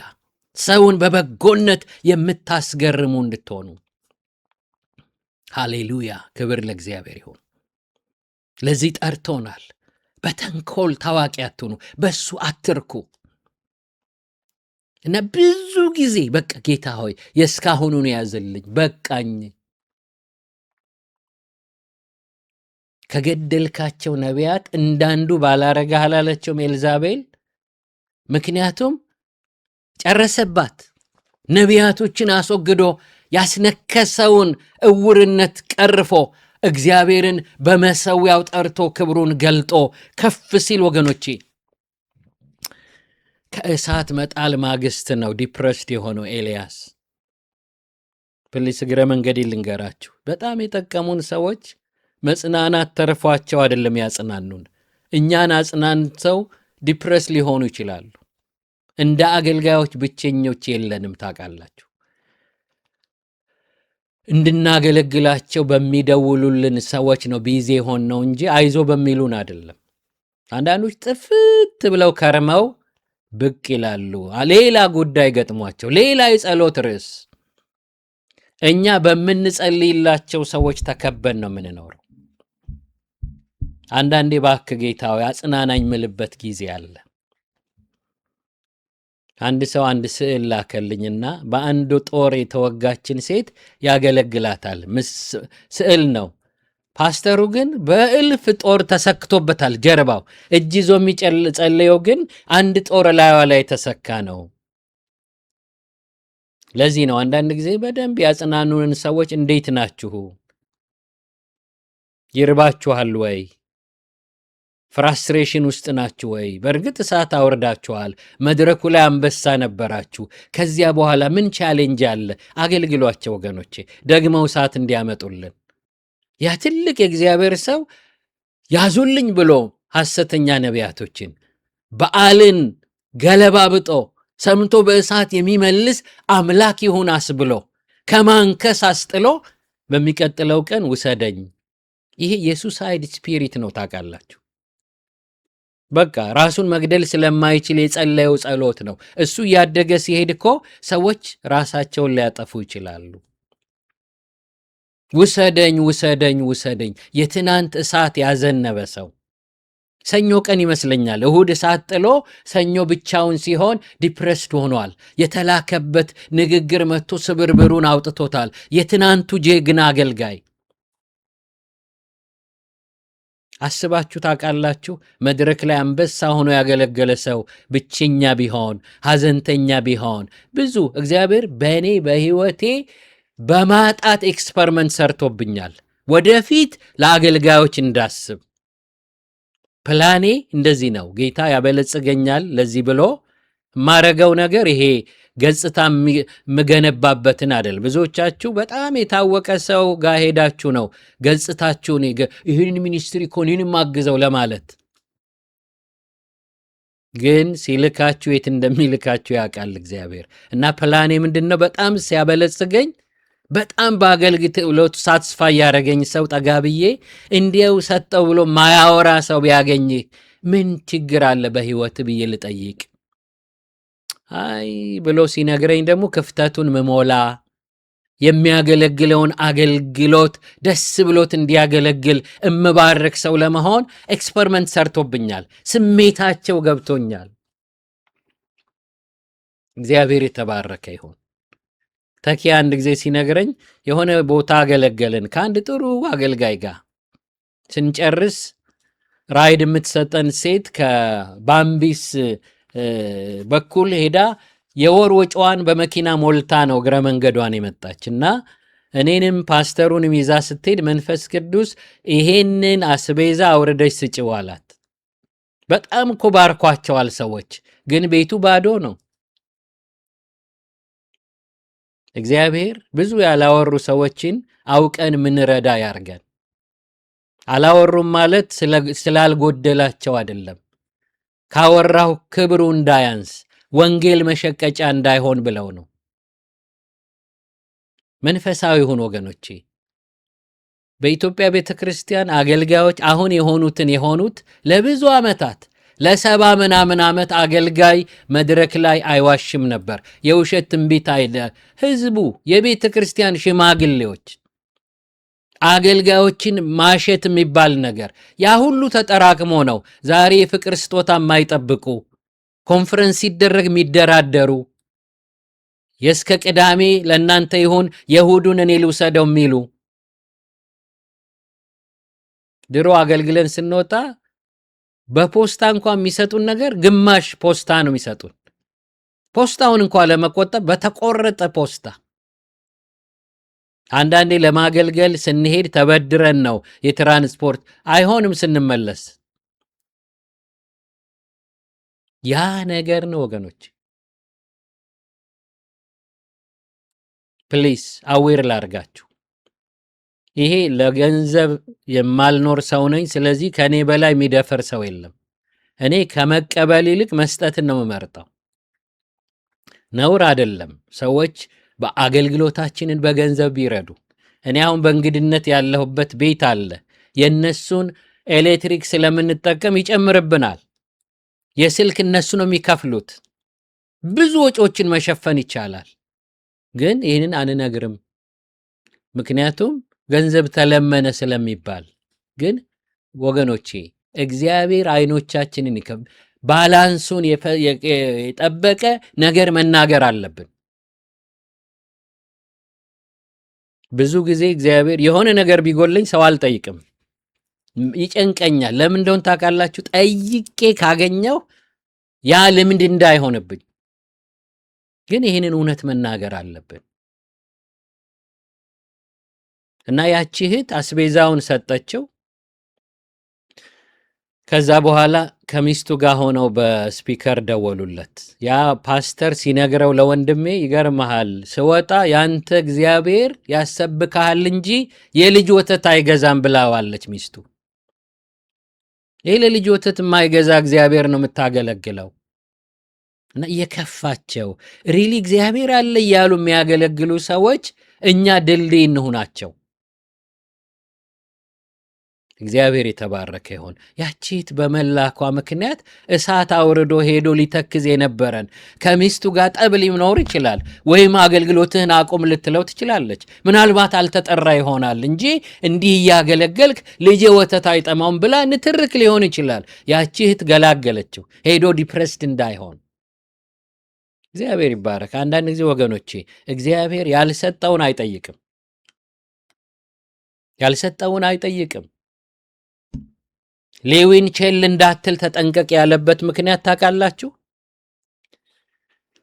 12ቱን ነገድ ርስት ሲያካፍል የሌዊን ነገድ ዘዘረለው አገልጋይ የሆነውን ነገድ እንዴ ንብረት የስቢል ግድ የለም ያንተ 11ዱ ጋር ይግባና በእነሱ እርሻ ውስጥ ለጌታ በሚሰጡት ስጦታ ደሞዝ ይሁን፣ አንተ ፉል ታይም ግን አገልግል። አያችሁ፣ እኔ ሰርቶ በማገልገል አምናለሁ፣ ግን መጽሐፍ ቅዱሳዊ አይደለም፣ ኢፌክቲቭም አይደለም። ሕክምና ፉል ታይም ነው የሚሰራው አይደል? ዶክተሩ ፉል ታይም ነው። ቸርች ስትመጡ መንፈሳዊ ነገር ፉል ታይም። እኔ ኡበር እየሰራው ነበር ማገለግለው። ጌታ አውቆ ዘጋው። አሁን ልስራ ብል ሁሉ አልሰራም፣ አልፈልገውም። የሰውን ስጦታ ሰው በሰጠ ቁጥር ድምፁን እንዳያከብድብኝ የሆነ ዘመን ላይ ሰጥቶ ከልጅነት እስከ ዛሬ ያኖረኝን ጌታ በእኔ ነው የቆመ ብሎ ክብር እንዳይቀማው። ግን ስመለከት ግን ነው ልክ ነው አስተሳሰብህ፣ ልብህ ጥሩ ነው። ግን በስራ የናወዘ ሰውነት መጥቶ ማገልገል አይቻልም። እየሰሩ ማገልገል ሰዎች እምቢ ሲሉ ነው። ጳውሎስ ኮምፕሌን አድርጓል እኮ ሐዋርያ የበጎ ሐዋርያ አይደለህም ስላሉት ሌሎችን ራት ሲጋብዙ እሱንና በርናባስን አይጠሯቸውም ነበር። ለምንድን ነው በገዛ እጃችን የምንሰራው ይላል። አማራጭ ስላጣ ወንጌላችን የሚሰደብ ከሆነ ምርጫችን ሰርቶ ማገልገል ነው። እግዚአብሔር የሚጠቀምበት ለምን እንደተባረከ ያወቀ ሰው ቢሎቻችን ቢከፍል ግን ሙሉ ሰዓት ነው የሚገለገለው። ስለዚህ በዚህ ዕውቀት ባርኮ አገልጋዮች ለፓስተሮቻችሁ ስትሰጡ ደሞዛቸውን ከፍላችሁ እንዲያገለግሉ እየፈታችኋቸው ናቸው። ያንን ስትነጥቋቸው ደግሞ ከነ ልጆቹ ረሃብ ይግደለው ማለታችሁ ነው። በጣም የሚያምታቱቱ ሰው መጥተው ቅዱሱን የመስጠት ስርዓት አጠፉብን። ወገኖቼ ጳውሎስ የሚያክል ሰው መዋጮ ሰብስቡ ብሎ ኢናድቫንስ ይነግራቸዋል። ስመጣ በጥቂቱ አከማችታችሁ ስጡኝ፣ በገንዘብ ነው ማገልገል የሚቻለው። አሁን ሌብነቱ በጸጋም ታቶ እያስከፈሉ የሚተነብዩ ሰዎች መጡና ቅዱሱን ነገር ታውቃላችሁ፣ በመስጠታችን በኩል እኮ ነው ሰማይ አክሊል የምንልከው። መቼም ማንም ሰው ሚስ አንደርስታንድ ያደርገኛል ብዬ ፍርሃት የለኝም። እግዚአብሔር የተመሰገነ ይሁን። ግን የእግዚአብሔርን ሥራ እግዚአብሔር 11ዱን ነገድ የሌዊን እኮ ርስት አካፍሎታል፣ እዛ ውስጥ ይግባ ብለዋል። ለዚህ እኮ ነው 11ዱ ኃላፊነት። አገልጋዩን እኮ ሥራ አስትቶታል። ኢንጂነር መሆን ሲችል ቢዝነስ ሊኖረው ሲችል ኖ ፉል ታይም ፈልግሃለሁ። ለዚህ ነው ወገኖቼ መጥቶ አንዳንዱን ሰው ለመስጠት የሚባርከው። እግዚአብሔር ይባረክ። ስለዚህ ያንን ኃላፊነት እግዚአብሔር የሆነ ነገር ጠቀም አድርጎ እጄ ላይ ሲያመጣ እኮ የማስበው ነገር ማን ከኔ ጋር ተባርከዋል እላለሁ። ያልሰጠውን የማይጠይቅ ጨዋ አምላክ አለን። ለዚህ ነው ወገኖቼ በባቢሎን ፓጋን የሆነን ሰው አስነስቶ እግዚአብሔር ጠራኝ ብሎ እኮ ነው የፌዴራል ፈንድ የሰጣቸው። ለጎረቤቶቻቸው አዋጅ አወጀ።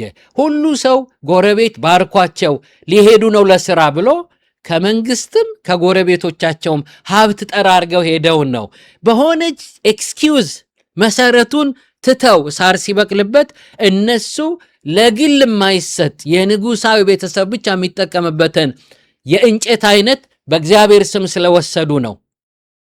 ከክርስቶስ ልደት በፊት የጠፋ የእንጨት አይነት ነው።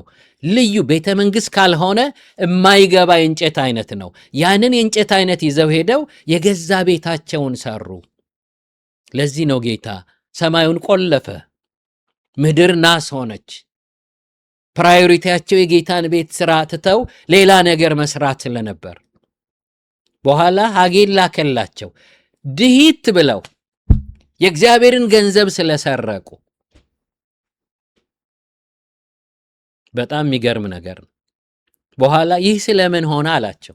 የኔ ቤት ፈርሶ እናንተ በተሸለመ ቤት የተሸለመ ያለው ልዩ እንጨት ቤት የሚያሳምር እንጨት ለጌታ ስለሆነ ብቻ ንጉሱ የሰጠው ለግለሰብ ለተራ ሰው የማይሰጥ ግን ቤቱ ይሰራበት ተብሎ የተሰጠ ልዩ ውድ የሆነ እንጨት ወስደው ቤታቸውን አሳመሩበት። በኋላ አይናቸው ተከፈተ። የመጣውን መልእክት ጭራሽኛ ድሃ ሆነን ስጡ ይላል ብለው አልተቆጡም። መስጠት መንፈሳዊ ነው። አሁን በጣም በዛ። ቸርቾቹ ወንጌልን ማመካኛ አድርገው 10 ምናምን ጊዜ መባ ይሰበስባሉ። ፕሊስ ቅዱስ ነገር እናርግ፣ ያለዚያ ጅራፉ ይመጣል። ጅራፉ መቼ ነው ይመጣው? ለመቅደሱ አገልግሎት የሚገባ ነገር ከመቅደሱ ደጅ ካልቆየ ድረስ ገብቶ የሚሰዋለትን ጌታ ቦታ ከወረሰ እንደሱ ነው የሆነው። መቅደሱ ውስጥ ዋኖሶች ገቡ፣ እርግብ ገባ። እርግቦች እኮ ውጭ ሆነው ተገዝተው ድሃ ሄዶ መቅደሱ ስላለው ጌታ የሚሰዋው ነው። በኋላ ተቀየረና ንግድ ሆነና ያ ውጭ የነበረው ነገር ለውስጡ ጌታ የሚሰዋው ነገር እሱን አባረረና እንደ መርካቶ አዳራሽ ተከፋፍለውለት ሽያጭ ተጀመረ። ካህኑም የከፈላችሁበትን በግ በሌላ መንገድ ወስዶ ይሸጠዋል። ታርዶልሃል፣ አልቋል ብሎ ገበያ ላይ ታገኙታል። እንደሱ ነው የተተራመሰው። ወገኖቼ ደጅ ላይ ባለ ሁኔታ መስዋዕቱ ገብቶ ቸርቹንም ፓስተሩንም ከወረሰው እጃችሁን ሰብስቡ። ቼካችሁን ለዚህ ሰው አትስጡ። እነዚህ ሰዎች በቅርብ ጊዜ ጅራፍ ያነሳባቸዋል እግዚአብሔር። መቅደሱ ውስጥ ሲገባ ጅራፍ ይነሳል። መቅደሱ ደጅ ላይ ገንዘብ አስፈላጊ ነው።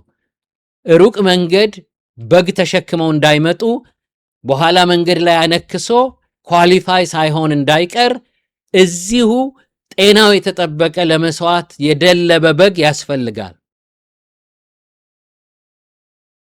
ሳንቲሙስ የአሕዛብ ገንዘብ በእግዚአብሔር ቤት ገንዘብ ተለውጦ ለስጦታ መቅረብ ቅዱስ ነገር ነው። ችግሩ ምንድን ነው? ውጭ ያለው ነገር ሲገባ የሚያበራየውን በሬ አፉን አትሰር የሚለው ለዚህ ነው። 2 የበሬ አይነቶች አሉ። አንዱ በሬ ወደ አውድማው ሲሄድ አውድማውን ሊበላ ነው የሚሄደው። አንደኛው በሬ ደግሞ ወደ አውድማው ሲሄድ ወቅቶ እየወቃ ጠኔ እንዳይጥለው ነው። አሁን አውድማውን የሚፈጁ ፓስተሮች አሉ፣ እያበራዩ ደግሞ ታፍነው የሚሞቱ አሉ። አሁን ተቀይሯል። ሲያበራዩ ግረ መንገድ የሚበሉ ሳይሆን አውድማውን መብላት ግባቸው የሆነ ባላንስ ሁሌ ያስፈልጋል ወገኖቼ፣ በሁሉ አቅጣጫ። ጭራሽ በቃ ገንዘብ የጠየቀ ሰው ወይ ይሄ ሰው ደግሞ ጀመረው ደህና ሰው ነበር። እኛ በቸርች ውስጥ የመባ ፕሮግራም የአስራትና መባ መሰብሰቢያው ጊዜ ረስተንላቸው በቃ ዝናችን ወጥቶ ነበር። ዋው እዛ ቤት መባ ይረሳል፣ ግን ቅዱስ ነገር አልነበረም። ለካም ሰዎችን የሚገባቸውን ነገር መስጠት ሳናስችላቸው ቀርተን ሰማይ አዘግተንባቸዋል። ይሄ በጣም ባላንስ ያስፈልገናል። ይሄንን መርጠን እንስጥ፣ የምናደርገውን ነገር በማስተዋል። አገልጋዮችም ደጅ ላይ ነው ወይ አክቲቪቲው ያለው ወይስ ወርሷል ወይ? የሆነ ብር ማግኛ ሰበብ አድርገህ ነው ወይስ ለስራው ስላስፈለገህ ነው ገንዘብ የምትጠይቀው? ወይስ በእግዚአብሔር ቤት ስራ ገቢ አድርገኸዋል ወይ? ይሄ ነው። ይሄንን ራሳችን ጠይቅ። ምክንያቱም ነገ ጅራፍ ይነሳብናል። ምናልባት ያንን እያምታታን ሳይነቃብን የቀጠልነው እግዚአብሔር በአጭር ጊዜ የማይነቅል አምላክ ስለሆነ ነው። የማስተዋያ ዕድሜ ስለሰጠን ነው። ክብር ለእግዚአብሔር ይሁን። መቼም ማንንም አልኮነንኩም፣ አዌር ነው ያረኩት።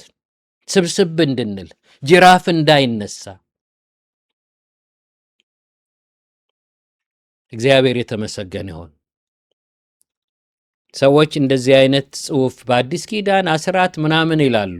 ስራው እስካለ ድረስ መልኩን በቀየረ ሁኔታ እና ብዙ ሰዎች እንትን ሊሉ ይፈልጋሉ። አይ እግዚአብሔር ይመስገን በአዲስ ኪዳን ከተባለው በላይ ወይ እሱን ምን ሰጥ ሆነን ነው? እሱንማ ከሰጠን ኦኬ፣ ከበዛው ነገር ትንሹ ቢቀር ኦኬ። ግን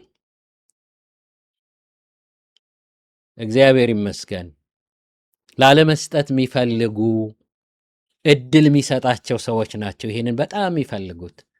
የእግዚአብሔር ቤት ብዙ አስፈላጊ ነገሮች ሳይቀየሩ እንደቀጠሉ እግዚአብሔር ከሰጠን እኛን ባርኮ ለስራው የሚሆን ነገር ለማድረግ ሲባርከን እግዚአብሔር የተመሰገነውን ያንን ሰፊ ጊዜ ወስደን እናስተምራለን። ብዙ የአውሮፓ ሀገር ፓስተሮች ከአዲስ አበባ በተሰበከ ስብከት ብዙ ቸርቾች አሁን ኢንካም እያጡ ችግር ላይ እንዳሉ ሰምቻለሁ። አገልግሎት እና ያንን የሚያምኑ ሰዎች እኮ ሲያስተምሩ እንዲያውም ብዙ ነው የሚያሰጠው በፍቅር ስለሆነ ተብሎ እንዲያውም ጨርሶ ያ የተባለውን ሁሉ አይሰጡም፣ ተጠቀሙበት እንጂ ለንፉግነታቸው። እግዚአብሔር አይኖቻችንን ሁል ጊዜ ይክፈት። እያወራው ያለሁት ነገር በእግዚአብሔር ቤት ሰዎችን ለስራው ይባርካል። ለነ ጳውሎስ ሰዎች በጎ ነገር አድርገዋል። እግዚአብሔር ይባረክ። ወደዚህ የመጣሁት ነገር አገልጋዮች ስራ ለማስተው የተጠሩ ስለሆኑ ዲስከሬጅ ሲደረጉ ቆም ብለን ማየት አለብን። ራሳችንን ምንጠብቅ፣ ዲስከሬጅ አንሆን። እሱ እንንቃ።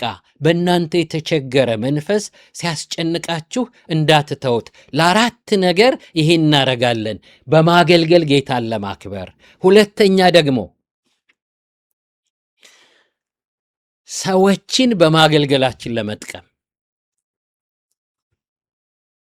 ሶስተኛ የተጠራንበትን ዓላማ ፉልፊል ለማድረግ።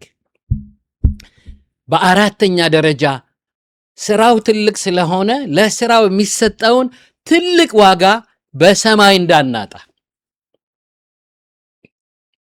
ብዙ ቁጭት የሚኖረው ከሞት በኋላ ነገር ሲያልቅና እግዚአብሔር ለሱ የኖሩትን ሲሸልም ነው።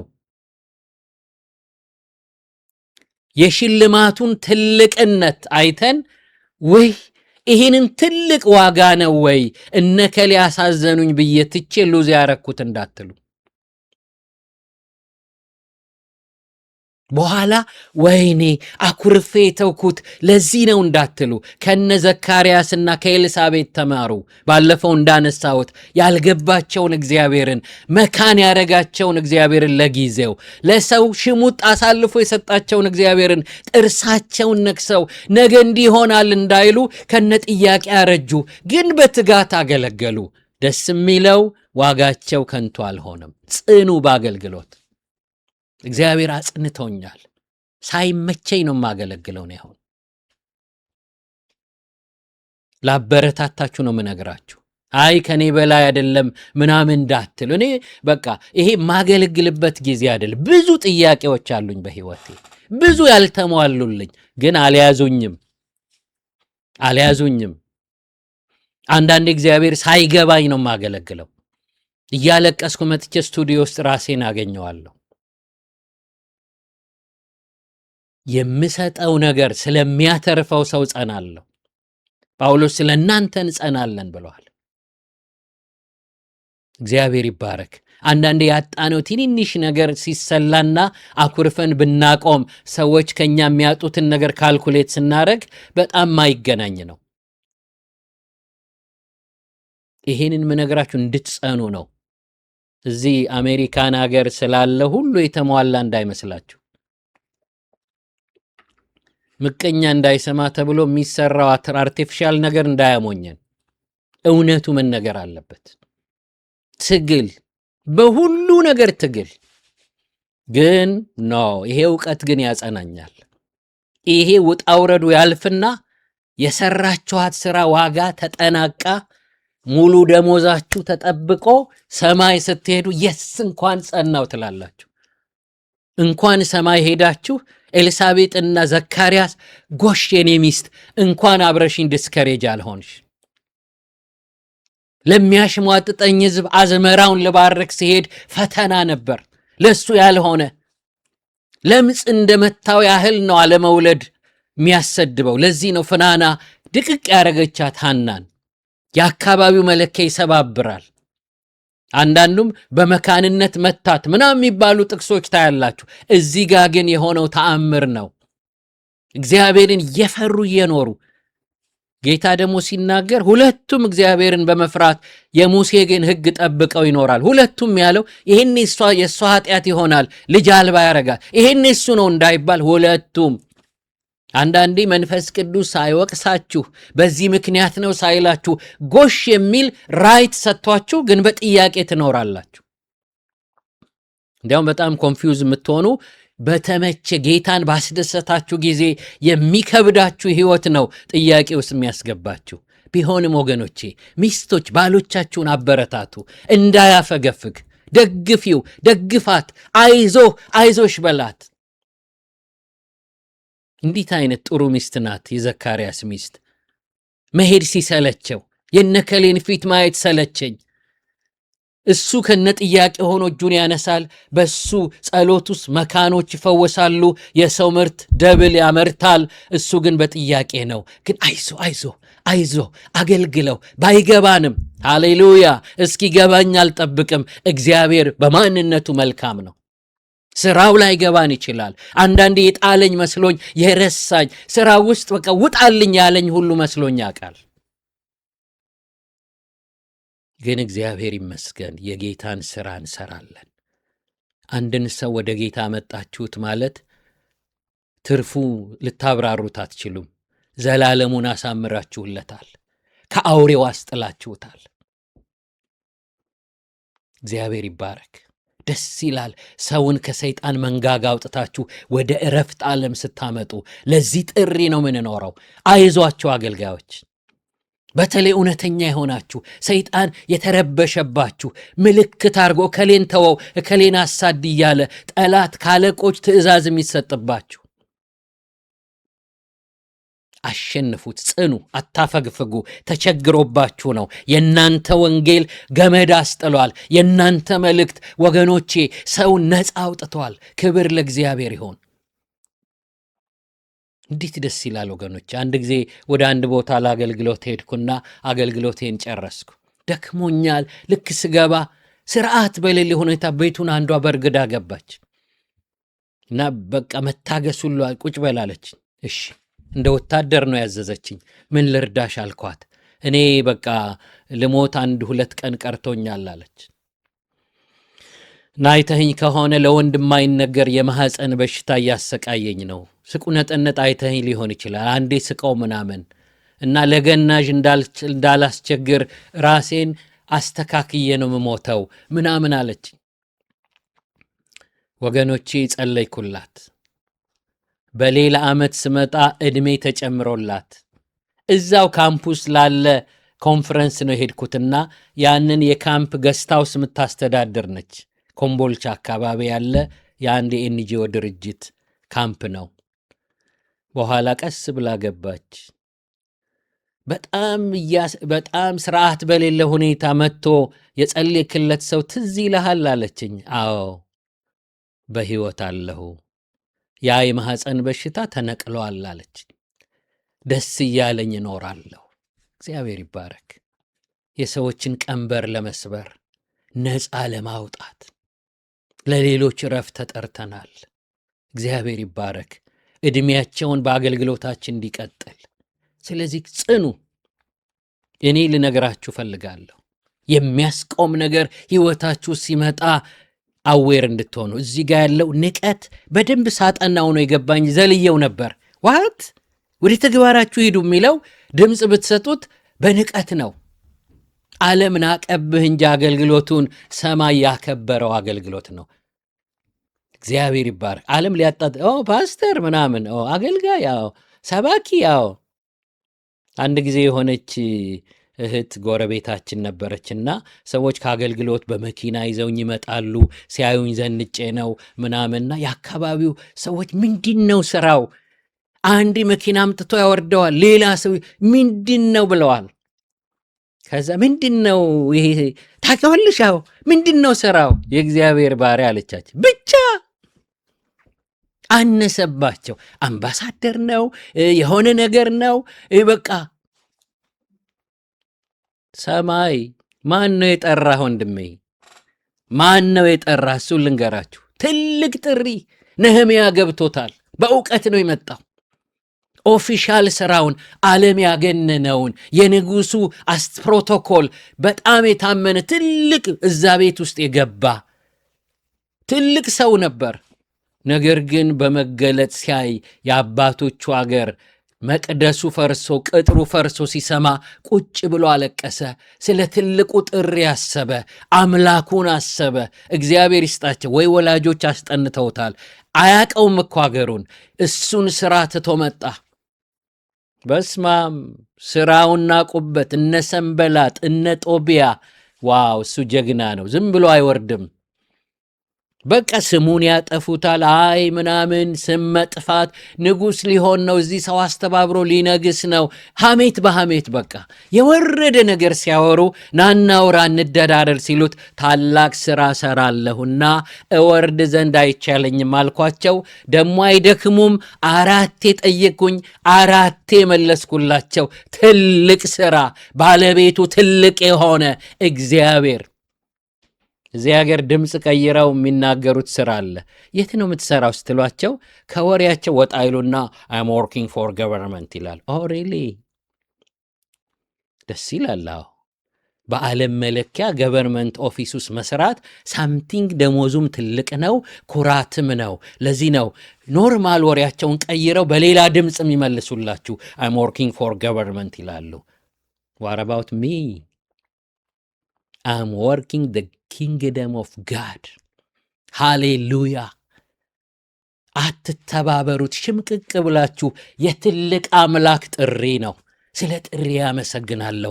አንድን ያዘዘው ልጅ ዱርዬ ልጅ ለውጦ ክርስቶስን እንድሰብክ አይኑን ጣለብኝ። እናቴ ይገባት ነበር እንደምጠራ። ክብር ለእግዚአብሔር ይሆን። 12ኛ ክፍል ስጨርስ ምን እንደምሰራ እንደምማር ሳስብ ወዲያውኑ በቀጥታ ለሥራ እየጸለይኩ አሁን ቀጥታ ለአገልግሎት ትሄዳለህ አለኝ። 12ኛ ክፍል ከመጨረሴ በፊት በቃ ወደ ገጠር ሄድኩና ብዙ ባለሀገሮች ጌታን ተቀበሉ፣ ካጋንንት ነፃ ወጡ። ወደ ከተማ ስንመጣ ብዙ ኪታብ በፌስታል ሰብስበን የመጣ ነው። ዋው ምን አይነት አምላክ ነው የጠራን! ፕላኔቶችን አስቡ፣ ጋላክሲዎችን አስቡ። ይህንን ዩኒቨርስ ለማቋረጥ አለ አንድ ጥሩ አጥንቶ የሚሰብክ ሰው 40 ቢሊዮን የብርሃን ዓመታት ያስፈልገዋል አለ። የሆነ በሚል መንኮራኮር ብትሳፈሩ 20 ቢሊዮን ዓመታት ይፈልጋል። ጥይት ተተኩሶ ወይም ብርሃን በሚፈጥንበት ፍጥነት በሚሄድ መንኮራኩር በሌተስ በሆነ ፈጣን ነገር ተሳፍራችሁ ዩኒቨርስን ለማቋረጥ 40 ቢሊዮን ዓመታት በቅጡ ሳትጀምሩ ታረጃላችሁ። የዚህ ትልቅ አምላክ መልእክተኛ ነሽ። ያውቀዋል እኮ የእሱን አናት የሚተረትር ጥሪ ነው።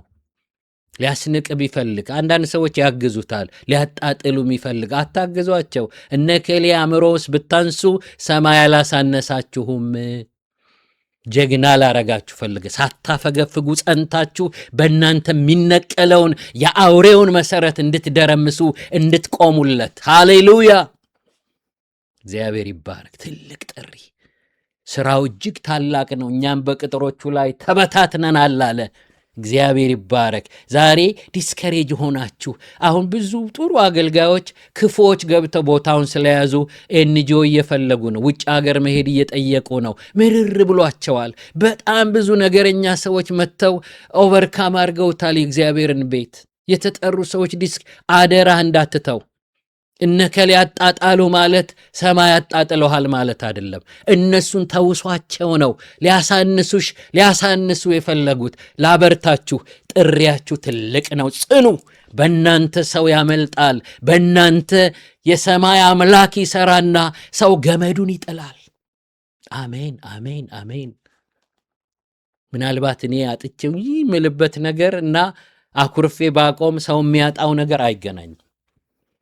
በጎደለኝ ትንሽ ነገር አኩርፌ የሰውን ዘላለም የሚያሳምር ነገር አልነፍግም። በስመ አብ ወገኖቼ፣ በፍጹም ያቆም ዘመን እኮ ነው። በእግዚአብሔር ራሱ እንድትቀየሙ ምን ነው ዝም አልክ የሚያስብል ዘመን ነው። ጥያቄ ውስጥ የምትገቡበት። እስቲ ንገረኝ ለምንድን ነው ይሄ የሚሆነው ብላችሁ ምንም አይላችሁ። መንፈስ ቅዱስ ስራው ስታጠፍ ወዲያው ወቅሶ ክሊር የሚያረግ አምላክ ጎሽ እያላችሁ ህሊናችሁም ደግሞ ሳይኮንናችሁ። ህሊና ታውቃላችሁ፣ ስታጠፉ ሊኮንን፣ መልካም ስትረሱ ጎሽ ሊል ነው። ህሊና ለማመስገንም ተው እንጂ ይህ ነገር አይገባም ለማለት ነው የተፈጠረው። ግን ህሊናችሁ መንፈስ ቅዱስ ጎሽ እያሏችሁ ጥያቄ ውስጥ ገብታችሁ እንደነ ዘካርያስ ልታቆሙ ተፈትናችሁ፣ ጌታ ሆይ እኔ መካኖኜ ሌሎችን ሰዎች የሚያስወልድ ባርኮ ትባርካለሁ። እግዚአብሔር ሆይ ሲሄድ እኮ በቃ ይህ ለራሱ ያልሆነ እኮ እያሉኝ ነው። ግን ተራ መጣ ደስ የሚለው ቢያረጁ ያ ውድ ሰዓት ነው። ይሄ እንደ ጤዛ የሚያልፍ ዘመን ላይ ጥቅጥቅ አድርጋችሁ ስሩ። ተሯሯጥ ወገኖቼ፣ ቀኑን ቅደሙት። እኔ አሁን ሩጫ ላይ ነኝ። አርካይቭ ላይ አስቀምጣለሁ፣ ወደፊትም ጽፌ ጨርሳለሁ። ወደ ጌታ ሲሄድ ሰው የሚሰማውን ነገር ትቼ ሄዳለሁ። የሞተ ዩቱበር ታውቃላችሁ፣ ጀነሬት አያረግም ኢንካም። ዩቱቡ ላይ መልእክቱን ትቶ የሄደ ሰው ግን ሰማይ ይቆጠርለታል። መጽሐፍ ትተው ሄዱ። እነ ጳውሎስ እኮ የሰበኩት ብቻ አይደለም፣ ጽፈው ስለሄዱ አንብበን ስለምንማር እዚያ ይከማቻል፣ ያድግለታል። ተሯሯጥ ወገኖቼ፣ ጊዜያችሁን በጀት አድርጉ። የትም አትዋሉ፣ ምረጡ ጊዜያችሁን። ይሄ አጭር ዘመን በራሱ ዘመን የተባለው ለዚህ ሊያልቅ ስለሚችል የተለየ ጥሪ እግዚአብሔር ጠርቶናል፣ ሰዎችን ነፃ እንድናወጣ።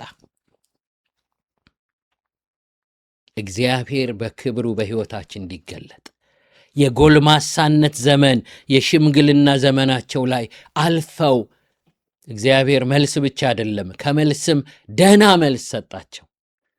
ለካም መንገድ ጠራጊው ቀደም ብሎ ታውቆ መጽሐፍ ውስጥ በምድረ በዳ የሚጮህ ሰው ድምፅ ተብሎ እንጂ ዮሐንስ ቢል ኖሮ በመጣበት ይምጣ ብለው ያገለግሉ ነበር።